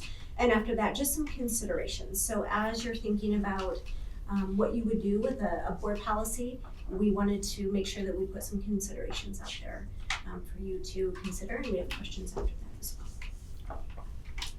So on our first slide here, before I start with this piece, I'd like to let you know that currently in Thompson School District, we don't actually track cell phone violations specifically, so we call it a technology violation. One of the things through doing some of this research and some of the learning over the last couple of weeks, we're actually thinking about adding that into our active climber system. And so hopefully we'll have that next school year. But at the top of this graph here, what you see is that we have a 63% decrease in our number of classroom referrals from last school year to this school year so far. So that's what that number, 102 classroom referrals, represents. Again, that's a 63% decrease from last year to this year. We also see here that we have office referrals, where so far this year we processed 36 office referrals. The difference between a classroom referral and an office referral is classroom-related referrals are actually handled by the teacher, paraprofessionals, or non-administrative staff. The office referrals are typically handled by principals, assistant principals, or deans. And so below there, you're able to see the total number of students that have been involved in these infractions. And so last school year, we had 224 students receive a classroom referral. And then you would look to the right there, and then you could see that 58 students actually had those referred to the office for an office referral. And then you're able to see in the purple, this school year, we've had 92 classroom referrals, and then 34 of those so far have been referred to as an office referral. So these next few slides are slides that we from the survey that we gave our principals. And we have 28 principals, 24 responded to this. So it's not everyone, but it's the majority of them. And this was really a high-level survey as we were trying to gain an understanding of what's happening in all levels. So elementary, middle school, high school, and then our K-8 schools as well. So as you can see with this slide, when we asked our principals if they have school-wide cell phone procedures, the majority of them do. Most have procedures in place. And what we did here is we gave them some opportunities to either check options that we gave for them, or they had an opportunity to list what the procedure was in their actual school. We also asked them how often teachers actually have students use their cell phone. And as you can see, that is not something that happens frequently. Surprises me. Yeah. And Kelly may talk about that later, but we were talking about that also because we do have our devices. Kids have devices and they do what our phones do as far as being able to research information and engage with each other. This next question was around the, can you go back? I'm sorry, thank you. How frequently students are involved in discipline situations stemming from cell phone use. So again, we were just asking principals, just a quick estimate. When you think about this, how many incidences are you experiencing or seeing? And we asked for a weekly basis, and as you can see, we really have 4 or less when you're looking at the whole per week. And then we did ask if the Board of Education, if you chose to move forward with the cell phone policy, what would be the first best hope to have included in that policy? And as you can see, the majority of those that took this said that it would be no cell phones during the school day, which we thought was interesting. Right. Especially given the discipline data that they had shared. So we just thought that was an interesting data point. I'd be curious if that's because it's easier to manage when there's not a cell phone versus, yeah, okay. So we also just dug a little bit deeper on some of the questions and found that the majority of the elementary schools do not have frequent discipline issues regarding cell phone use. The majority of K-8 schools, middle schools, and high schools have less than 4 discipline issues regarding cell phone use per week. And then over 50% of our principals and school administrators said that they would be interested in having a district policy regarding cell phone usage in schools. So any questions regarding that data? Where are we starting? Can I just, before the board weighs in, one piece of current event that you may or may not be aware of is there is currently a bipartisan group here in the Colorado legislature to create a cell phone use prohibition in public schools here in Colorado. And that's bipartisan. Actually, Janice Barchman is one of the individuals, but it's definitely with Democrats and Republicans from Colorado Springs, Castle Rock, here in Loveland. So, I mean, this literally just came out, I think, last week, and is gaining support. So just something to be mindful of in terms of like the duplicate, you know what I'm trying to say? Duplicate as, okay. Passing a board policy where we may have state law is just something, and it would take effect, it's according to this article, in July of 2026. Again, it's just proposed, and again, it has to go through a number of iterations. I am part of the case legislative committee, a co-chair. We have not really discussed it yet, at least case, I'm not sure where CASB has landed on that, but I just wanted the board to be aware as we may be contemplating possible policy. Okay. Don, did you have any questions over that first part? I guess the only question that came to mind over the data was when we asked about the discipline from cell phones. Did you have them focus on this year, or was that without a time frame? I know you said per week, but did you ask him to think just this school year? No, it was, we didn't get that nitty gritty. We really just tried to keep high level to see what's the state. But given that the technology went down the way it did, I'm guessing it's probably pretty reflective of right now. Okay, cool, thank you. Yes. Okay, Nancy? Just a couple, so on the discipline one on page 4, is the 23-24 data, is that for the whole year, or is it 23-24 year-to-date for the same period this year? So the school year data isn't all the way tabulated till we get to the end of this school year for 24-25 school year. So we're not looking at total days yet. So 23 and 24 is complete for last school year. That was my, so it is for the full year, Full so year. it could easily, okay. The other thing is I found it interesting, the principal survey results, but I also wonder if we ask teachers those same questions about, well, what's your experience with cell phone issues in the classroom, if their answers would be different, I'm going to guess yes. And maybe they're not putting them in the system because, to your point, Theo, you said that it's not really set up in the system to be a violation. Yes. But it'd be interesting if we asked, and I know that you can't. I mean, we have a lot of teachers. And you have a lot of work to do, Theo and Sarah. So. I just found that interesting. My only concern about the legislation, if it's the same one I read, it still requires us to have a policy. But my big concern is if the state prohibits cell phones, nothing in the bill did it say what happens if a student keeps bringing them. And so I just feel like that puts us in a no-win situation because the state's saying we can't have the phones, but then if a student keeps bringing the phones, what are we gonna do? I mean, like, what do they want us to do?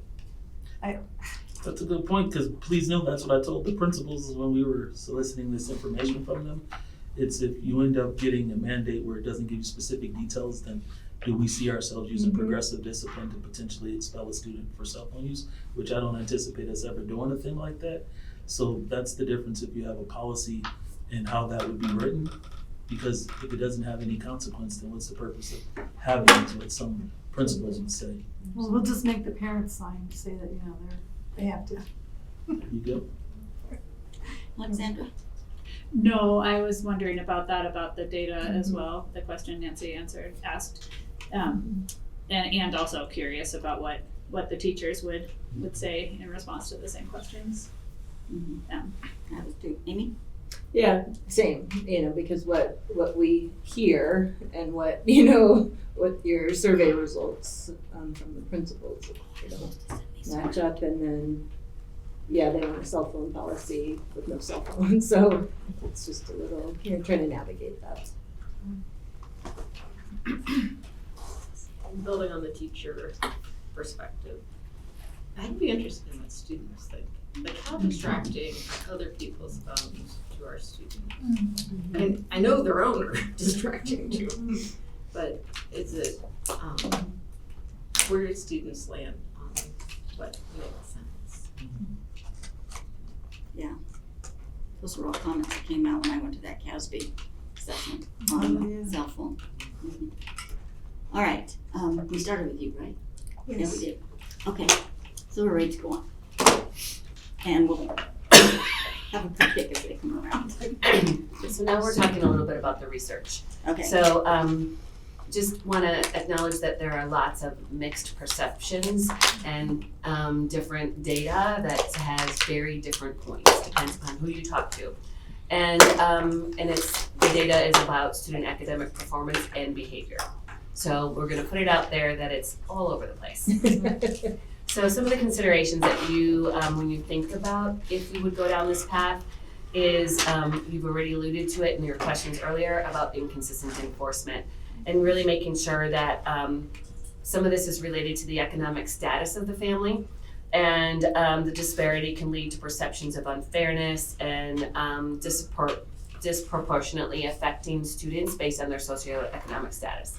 And that's from different districts who have gone down this path, as well as the research that we have added into this presentation.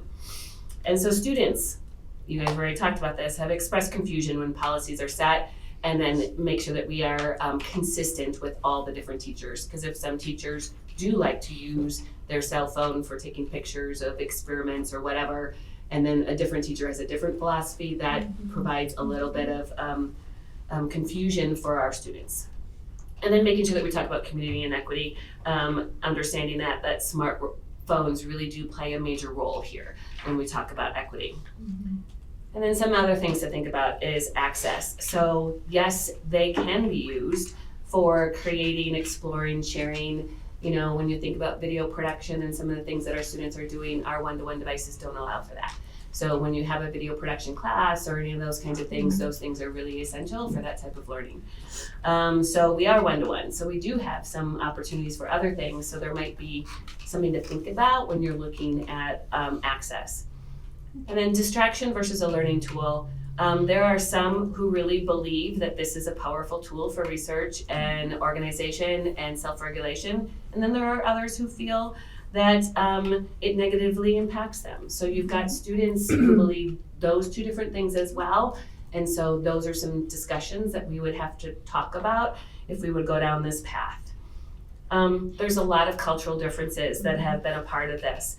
Some families use the cell phone as a way to absolutely stay connected, and they have family expectations.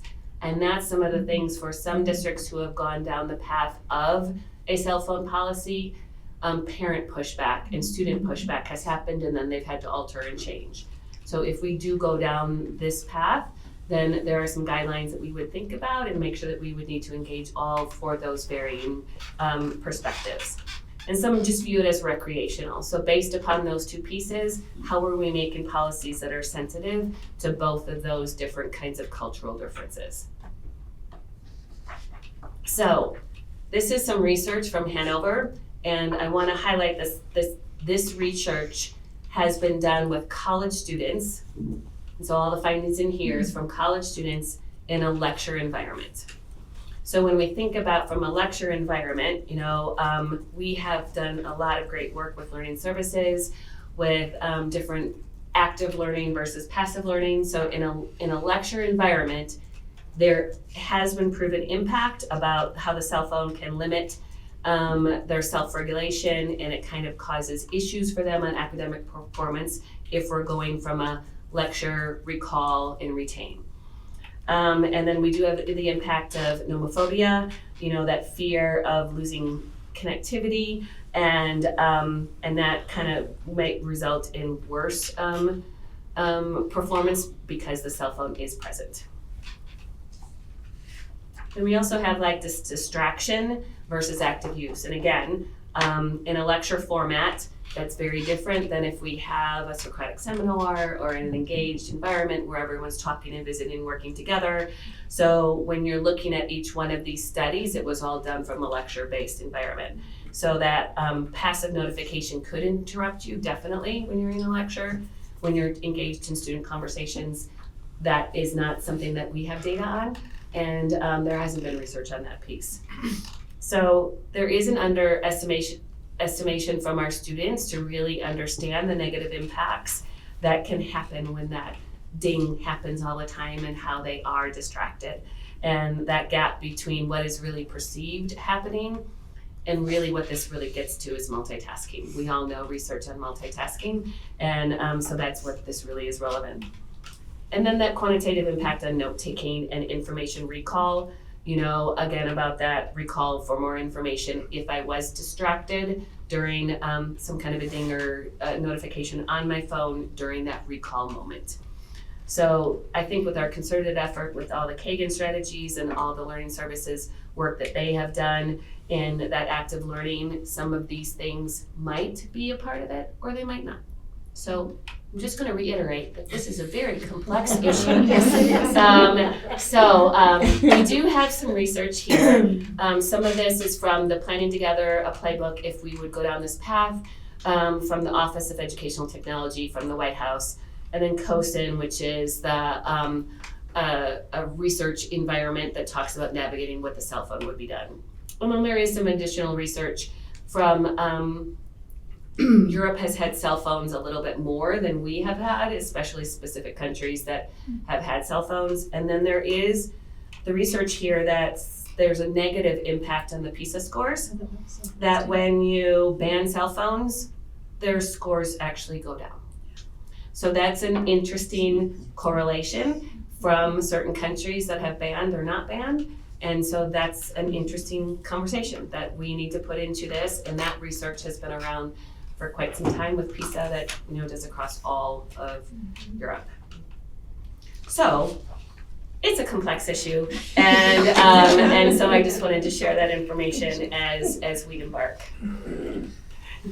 So we have 4 outstanding principals with us this evening, and it might be interesting if maybe the 4 of you want to come forward just to get a little bit of testimonial. They may be able to provide some perspective of whether or not teachers, they certainly interact with teachers all the time, but it might be interesting. You know, we have high school, middle, elementary, and a K-8, pre-K-8 here, and so if each of you want to just take a minute or two, just in terms of broadly, what are you seeing in your schools as it relates to cell phone use, and what might your teacher say if we looked at it as an aggregate? So whoever would like to. I'll go first because elementary is the foundation. So we're fortunate in the sense that it's not rampant by any means at the elementary school. Several years back, we created not a policy, but a procedure around electronic devices. This was back when actually not exactly smart watches, but the kind of tracker watches were coming online. And so, you know, the procedures essentially put away, and we have occasional little blips here and there, but a quick conversation with the student, and then occasionally with the parent, rarely, but occasionally with the parent. We haven't had big issues in that regard.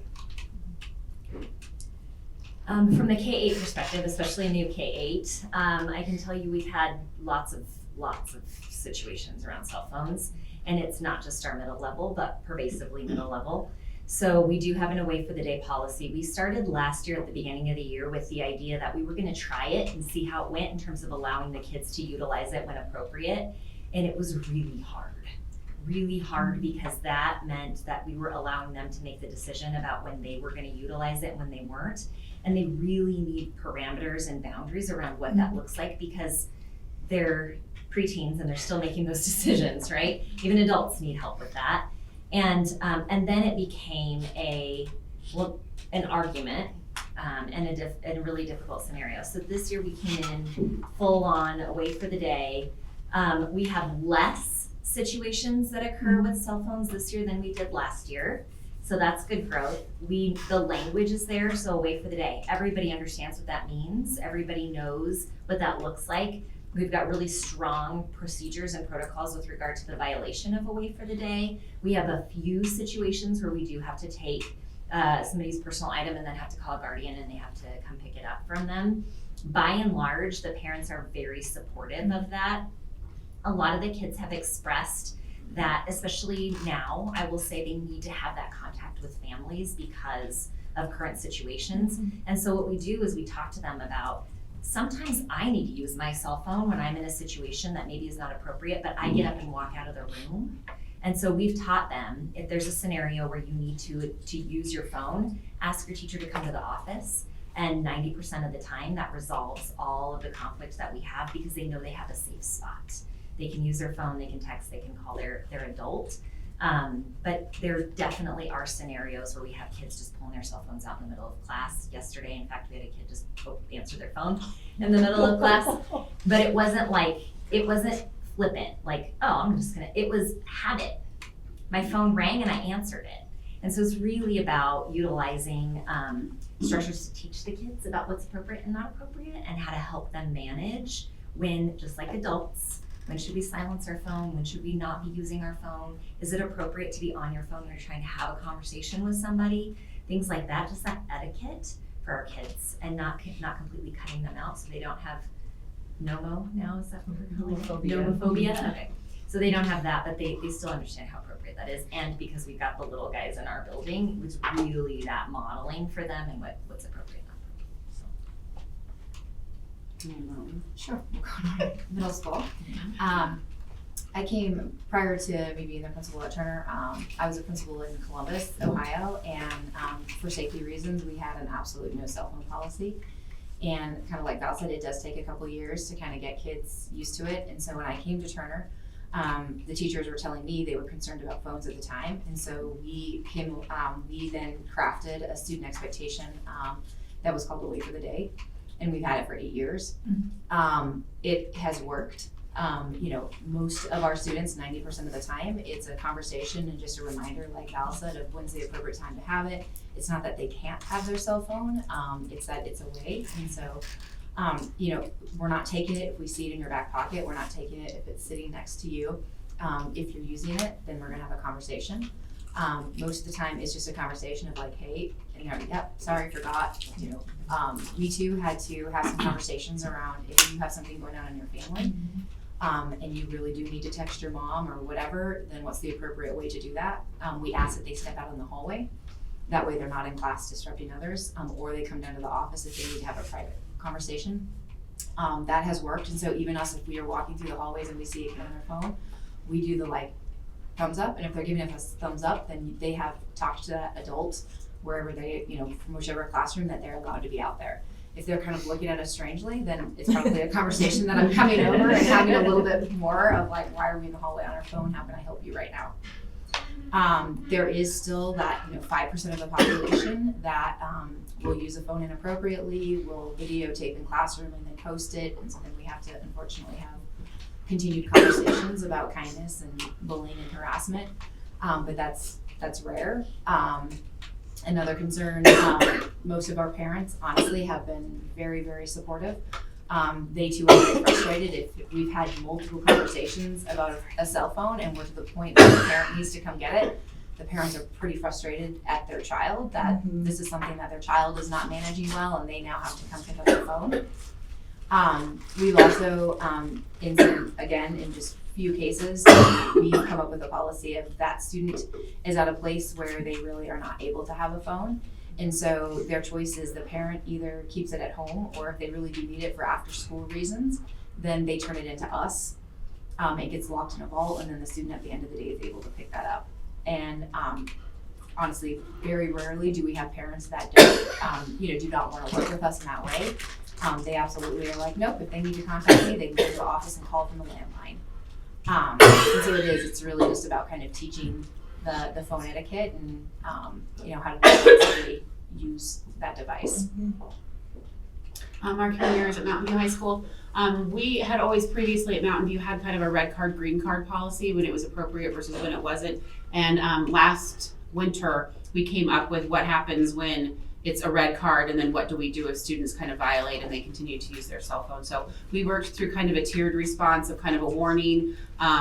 The teacher holds on to the cell phone for that class period with a phone call home, and then if it happens a third time, then I actually get the phone in my office, and then but we do allow the students to pick it up at the end of the day along with a phone call home. And one of the reasons we went down that road is we felt there was going to be an equity issue if we were mandating parents to come, especially with so many of our teenagers that have to go and work, or they're going home to watch other siblings, and we didn't want them to be without their technology. So we did not require parents to come get that, but as issues continue to arise, we are including our parents into that conversation. My school was really kind of split. Some of the teachers really wanted an away for the entire day kind of policy, and then we also had a lot of staff members that were thinking it was important for us to teach our students time and place and when it's appropriate and how to manage that technology piece. So we kind of met in the middle with my leadership team kind of coming to the agreement that we did. For the most part, it's worked fairly well. I can say that most of the time when the cell phones come down to my office, I have maybe 1 or 2 repeat offenders where it ends up in my office more than once. But for the most part, once the kids have to kind of live without it for the day, it kind of changes their behavior. So it gives the teachers kind of the leeway to help manage that technology, but then also allows for the students to use it. We do use the calculator function because we used to tell kids you'll never have a calculator, so you got to learn how to do, and now they have the calculator. So we still allow for some of those. We have a lot of our project-based classes where the kids are filming videos or they're taking pictures and they're using it in an educational way. So we've liked having a little bit of that leeway, but it is a lot harder to manage, to be honest. And having expectations being different as they go into different settings is always something we're looking at, and trying to help support students that way. Thank you. Questions, and I'm gonna start because that's my turn now. And here's my question is, how difficult is enforcement? Is everybody on board in most schools, or I've heard of some schools where the teachers don't really support it, so when they're in their classrooms, they let them have their phone, but then when they leave the classroom, I mean, what's happening with that? I can speak to that a little. A lot of the ease of the cell phones comes back to the relationships that the students have with their teachers, and kind of establishing those clear routines and procedures right from the very beginning. So a lot of our teachers that establish that very early and have good relationships, they don't have classroom management issues in general, and this is just another example of that. I think when our teachers don't establish those clear expectations, and lots of times they'll say they don't have the time necessarily to make the phone call home or to go through the steps. I think when it feels complicated or more burdensome on their part, that's where the teachers kind of struggle enforcing the policy. We have collective agreements, and so at the beginning of the year, that is another thing that we always review each year is like, do we want to continue with the way for the day? And if we are continuing with that, then this is what it looks like for all classrooms. Okay. If a teacher does need, like if kids do need for some reason to use a phone, then that is something that is talked about ahead of time. So Kelly had talked about, like if they're filming something, and so we have the agreement that will be discussed ahead of time.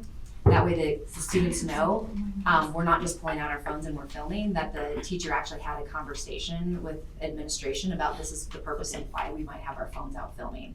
And so we just try to have some language around that so it feels a little bit different than like, oh yeah, just get your phone out, even though like we've said in all these other spaces you're not supposed to. Okay, I was curious. Any other questions? Yeah, Amy? How does it work? Well, I was looking at you guys and you didn't look Oh, up, I'm so sorry. I just had questions. They weren't responding, so I moved on. I was reading my notes. Yeah. No, I don't know. I mean, the research, there's like, you could probably find research to support either way. I mean, I know within the work universe, I mean, even as adults, and I know I've said this before, I've had to tell somebody in a meeting, like, this meeting was scheduled, you knew it was important.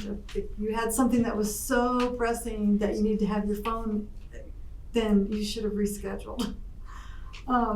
So even adults sometimes struggle with it, but it is distracting. I always just turn my volume off and just, it's not even there. But it's hard to, I see, what is it? I think it was the split between learning how to use it, the etiquette, the social emotional intelligence, and just putting it away. Maybe there's a way to blend them. Alexander? So as far as the research part, I thought that the one from Europe was fascinating, the increased bans, maybe that the stuff go down. I'd like to learn more about why they think that is. I thought that was really interesting. A question I have kind of for you guys, I guess, is that are adults in the building expected to adhere to the policy as well? Yeah. So we use our cell phones for things like PBIS rewards, which is a reward system to provide the kids incentives, and the kids can pull those up on their computers. So staff do use their cell phones at school. So that's been a challenge with our kids saying, well, away for the day, miss. I get that a lot, right? And I tell them, here's what I'm using it for, and I'm not gonna use it in the classroom. I notice I'm standing in the hallway or whatnot. So that goes back to accountability is important on both ends, and I'm using it appropriately. Let me demonstrate to you what that looks like. So yes, they do use their cell phones during the day. We've had the conversations where the teachers during our pro class have explained there may be a time that I'm on my phone, but please know that it would be for these kinds of reasons. Otherwise, I too will have my phone away while we're doing classes and things. Same thing like when I'm walking down the hallway. If I'm going in to observe, like I don't even bring my cell phone. If I'm in the hallways and things are going on, then I will step somewhere. And so then if kids are coming by, they're looking at me and I'm like, there is an emergency. And then they're like, well, yeah, you're the principal. Yeah, but even then, like, unless I shouldn't be on my phone unless it's really something that I need to take care of. And so we try to model that as well of like, yes, adults may need to be on their phone for different reasons, but when we are instructing, when we're learning, we're gonna have that away as well. We're very similar. Two things.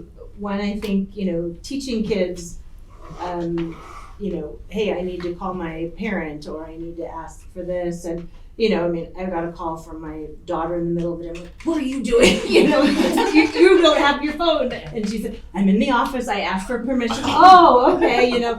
Then that's appropriate. That's great. And, asking that. So I think that's great. My question though is what about learning apps or apps if a student with a disability needs something and it can't be loaded on, like, how is that addressed?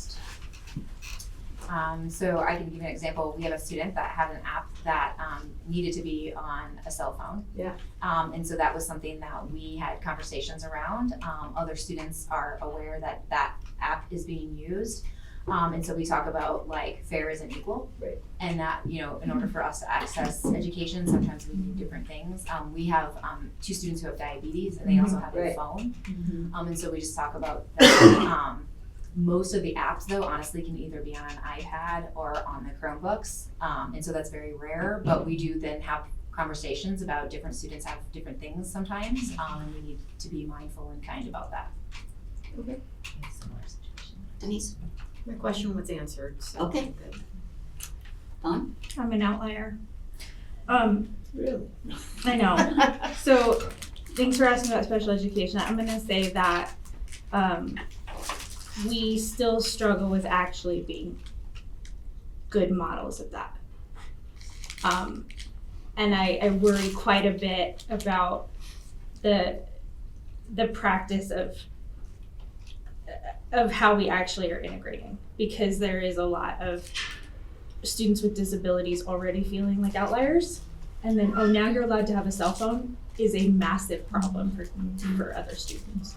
And so I will say that is a real sticking point for me, and I want to point out a couple of things.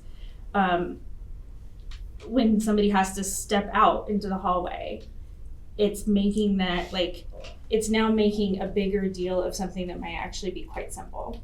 And so someone in my life has to just text me at the edge of a panic attack and they don't have a panic attack. So the impact of them leaving the classroom or having a panic attack is much bigger, right? And the fact that they would have to leave the classroom might cause the panic attack if they're already at the edge. And yet we've diverted, 100 through high school simply by being able to have a quick text. And that to me feels like good use of technology. There's also a lot of technology around how do I get organized, and if, like as ADHD and extended learning as well. Like I use my phone constantly for, wait a minute, I have a question about that, and instead of spending a bunch of people's time on that, I'm able to just get a quick answer. That helps me not be distracted of what is that answer. And so, I think about modeling this behavior, because if we, like everything, if we're not teaching it, then a lot of people don't learn it. And so I do struggle with that a lot. And so the fact that we framed part of this around equity, I'm very grateful for. I'm also really grateful for the data, because the data has me feeling a little different about some of this. It is definitely compelling. With that said, I am absolutely, totally, 100% against us putting cell phones away to the point that people can't get them, especially you all, actually, as long as school safety is an issue. I only feel good about it if we have it, within arm's reach, because we can't always use the landline in a safety thing. And having people have access to it can be the life and death. And so I am definitely going to be pressing hard on that, because we've got to be sensitive to these things. I appreciate having consistency, actually. Like I thrive in that. At the same time, we often make these for the 80% of people without this subtlety, and then we create even bigger issues on the back end. And I am concerned about some of that. I think that part of what this data tells me, as exciting as it is that the kids who adapt easily are adapting easily to this process. And the kids who are struggling more may be struggling even more.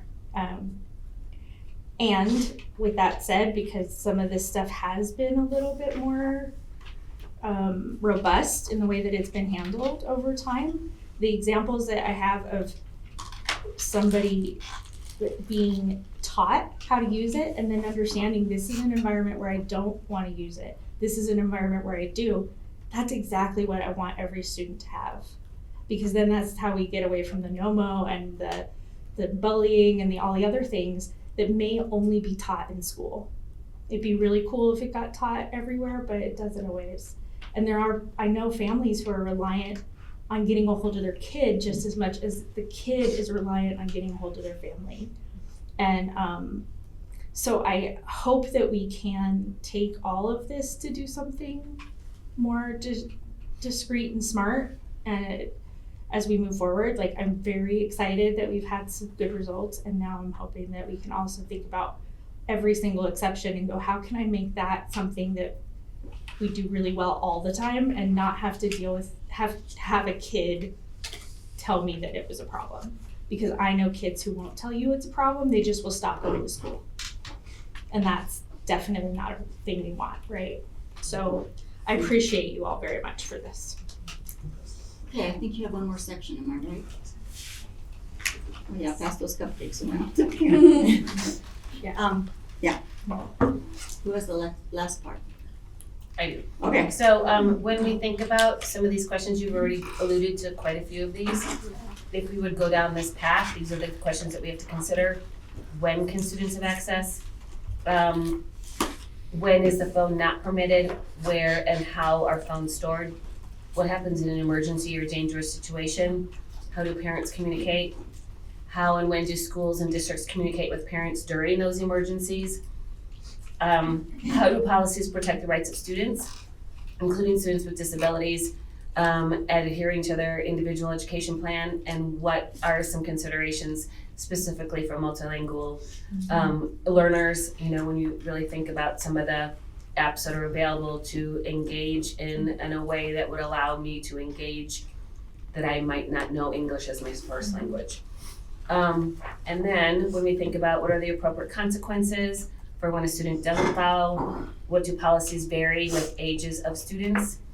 Who is responsible for monitoring and enforcing? What training would be provided? What's the best approach to rolling out these new policies? And how can districts and schools assess whether or not the policies are good and how to refine them?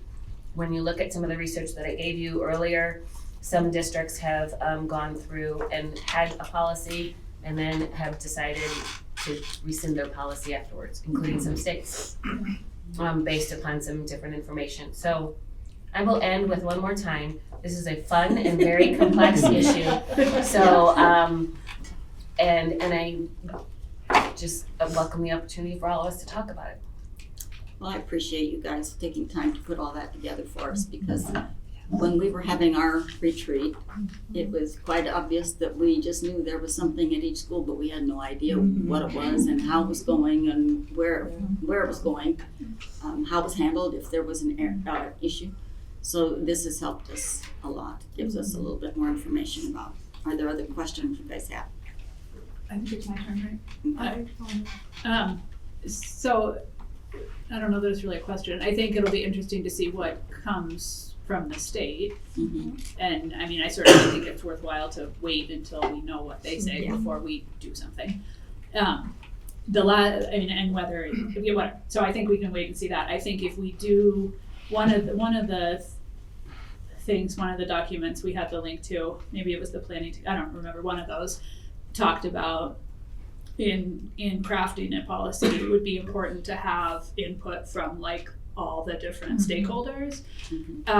So if we're given that opportunity, if the state doesn't just tell us what we have to do, I think that's something that we should definitely do rather than the, 7 of us or whatever coming up with a policy. I think it would be really important to have the principals, the teachers, the students, the parents, have it be a collaborative effort to, come up with something. And I definitely think it's not going to be the same at elementary school as it is at high school, obviously. I mean, that's absurd. So I think, we'll see what happens. Okay. Are we good? Are we? The questions. Okay. I think this is all really good. The questions, I think a lot of the questions we answered as we were going around. But I also think the other thing is, so today it's cell phones, and then it's going to be what are they going to do to the watch? And then I know they're doing something with the Ray-Bans. You can do, have some little widget up here. I have no idea what it does, but so I think maybe approach is we figure out cell phones, but combine that with how do we evaluate technology, new technology, as to try to put it in the classroom. I mean, like, what are the things we would evaluate on? Because it's not going to stop changing. Well, and I think that we've talked about before sort of with our responsible use. I'm not using the right words. Responsible use policy. Is that the right you are. word? Yeah. Okay. You remembered it perfectly. Oh, okay. Responsible use that, I mean, it doesn't, but I think it is looking at that because, obviously there's going to be, who knows? And we really worked hard on that responsible use policy that made it more generic to allow for AI, Google Glass. I mean, that really didn't develop into what we thought it was, but, and if any of you did, in one of my board reports, I talked about Camingo and, the fact that you could use your cell phone with Khan Academy and a student is on the board drawing out and saying, hey, where is the heart? And as the student does it and you've got the camera there, the camera and the AI will tell you, no, that's not in the right place. What about moving someplace else? And we'll interact and do that interactive one-on-one kind of environment. So that's kind of where AI is going and where technology is going. And that requires not a Chromebook, but requires a cell phone that has a camera built into it or something like that. So, I mean, and it's changing so quickly. So it's a fun challenge. And complex. Yes. The only other thing that and this is it's a great conversation. I too will be very interesting to see the wisdom around potential legislation. We quite honestly, we live in a world where cell phones are ubiquitous. They're here, and we can throw up walls and moats and rivers and drawbridges, but they're still here. And so I think helping students navigate this notion of responsible use, just like as adults too, we navigate when is it appropriate to be on our cell phones and not. I think it's incumbent on us in the world of education that there probably is a time and a space for the use. These are portable computers, so it's not just for texting and playing games, but these are very powerful instruments. And quite honestly, I do see utility in education in cell phones under the right circumstances. And so to purely ban or prohibit or restrict them, I wonder, it's not surprising to me the data is showing that, when that is done, when you move binary and completely outlaw it, I wonder what the impact is on achievement and student experiences. So, and there are new technologies. Again, today it's cell phones and watches, tomorrow it's going to be eyepieces and we haven't even talked about AI. I know that's outside of this as well, but it's here. It's been here for a long time. So these are they're great questions to grapple and wrestle with. I think we're approaching it in a great way, but just have a mindfulness around it, I think, is the most important thing we could consider. Thank you, all of you. Yeah. We appreciate you So taking much. time to join us tonight. I do appreciate it. All right, 6.3 is the update on possible bond mill initiative. And I believe Todd is joining us again. Thank you, Madam President. Any more education, Dr. Schaefer?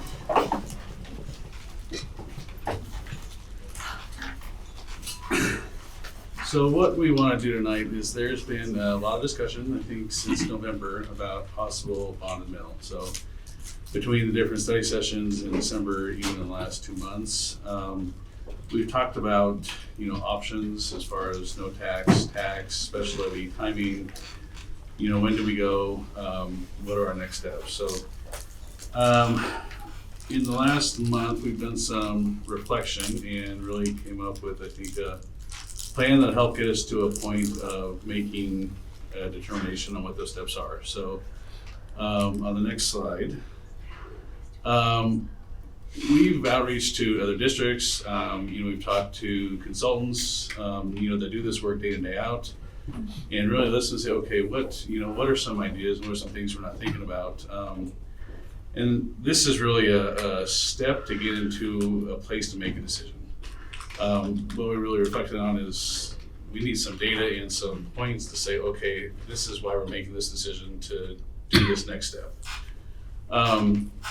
Really, so what a plan is looking at, as we've talked about before, it's really not just about a bond or not a bond, but there's a consistent message about outreach and outreach into the community, and not just, as we saw by the data on the website and saw by the data of the precinct voting, it's not just about, our few individuals that we can capture. It's not the 2,000 that are coming to us, it's the other, 100,000 that are out there. So it's looking at a way of starting to engage now in different ways, and going through a process to understand, or go through a process to help educate the community, work through that first in different community groups. Could be a bond mill like task force now, or someone that is also not just a proponent, and is like, someone that wants it, but someone that's going to also challenge. So truly get the different voices in the group to understand what the different field of the community is. The social media, do that, but then mailers, try to find the different ways strategically to get out into the community. And then really what we heard was do polling a little different, and then to come up with really what is the best option. There's a lot of discussion about, should we do no tax, should we do tax? As we just saw in November, it's up to the community to have that determination of what's going to work or not. So it's really going through that entire process to say, okay, here's some data around best next steps. We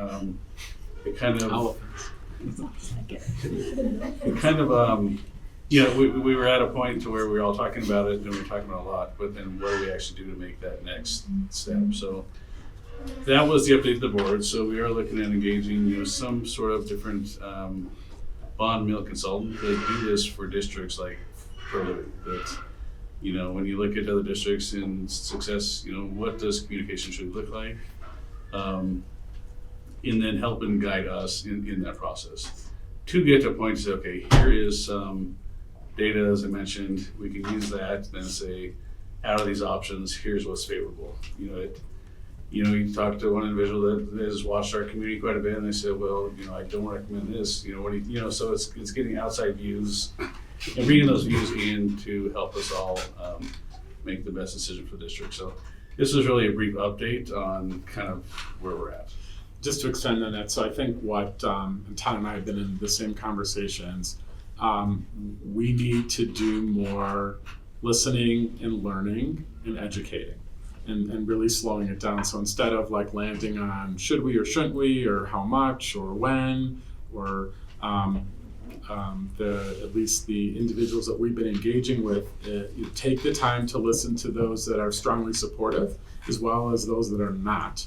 Understand why, educate in terms of really, just agnostic of a bond or a mill, like these are the needs of the district and why, underscore why we need it. And again, then do more listening and learning. Tweak the polling a little bit so that it asks different types of questions just to get a better pulse. And then once we collect all of this, really come back in June, I would say maybe even May, June, that time frame, to do more talking. I think we just need more time to canvas and educate and talk, and we feel like having the board do like a special meeting in February or really, it's premature. We need more time. So that's what I think we're recommending right now. Everybody's thoughts on that? You've been puzzled? Yes, no? They're not puzzled, just trying to Process? process. I just recall at our last study session, we talked, Stu was a big proponent of, he called it Thompson, what was it? You know what I'm talking about, that group? Yeah, Like Leadership group Thompson. from- Leadership Yeah, Thompson. yeah. Yeah. And we kind of had thrown that out, but is that? We're still investigating. Okay, okay, all right. Other thoughts from anybody? So I know that at one point when we talked about this, feeling rushed was one of our challenges. Mhm. And so as long as the things that we're doing between now and May really help to embed the things we wish we'd had time to do after we made the decision, then I feel good about it, right? So that education piece and the listening piece, I think, are good. It's building the connections and the relationships and finding out what's on people's minds. And I think that as long as that is filled with being able to share, you know, part of this journey and like what we really need, as long as that's part of it, then we're not scrambling to share all of that in a short time frame. So that's my only thing about the timing. And keep it going. Yeah, yeah, not assuming we're gonna get it or move forward with it, but breaking it apart to make sure that the part we can talk about early, we're talking about early. Do we have another community engagement? Mhm. And when is that? We are working on that right Oh, now. okay, we don't so have that set, okay, It'll be before spring break. okay, okay. Coming fast. Yeah. Okay. Not that we're counting the days, just for, hey. Where are we at? Who's No, doing I just looked at you. Oh, no, I'm just letting people, I'm just asking if people have questions or comments. Oh, okay. So is it okay if I go? Mhm. Okay. I like the idea of the getting more data and getting it by May or June. My only concern is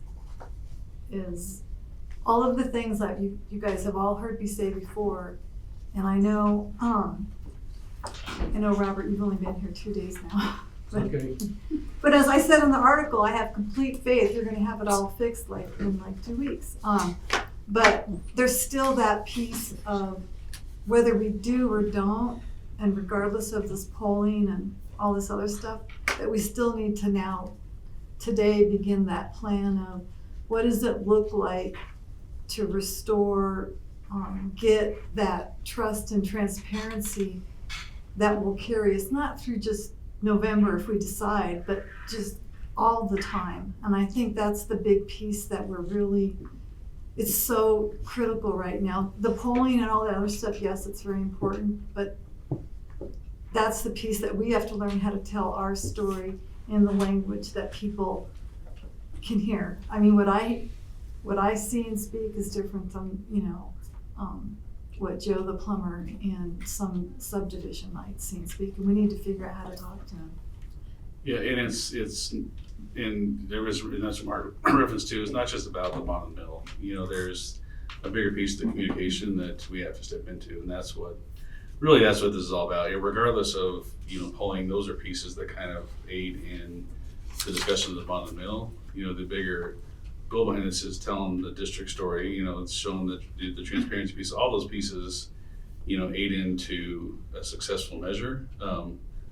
So yeah, I think, we're saying the same thing, that it just starts now and it's continual. It is about, bottom middle, because that's the need. That's part of it, that's a piece of it. But it also aids into a bigger message that we've got to work on. And if anyone wants, next Thursday is the Chamber Monthly Business After Hours. It's a great way to meet and talk to the business community. I'm always after it. I'm able to, connect different district staff, with different opportunities. But I'm welcome. If somebody wants to join me, I'll be happy to take you around and introduce you to all the different businesses, business owners. I mean, there's always new people there, but that's a great way to like, what do people hear it, listen to them.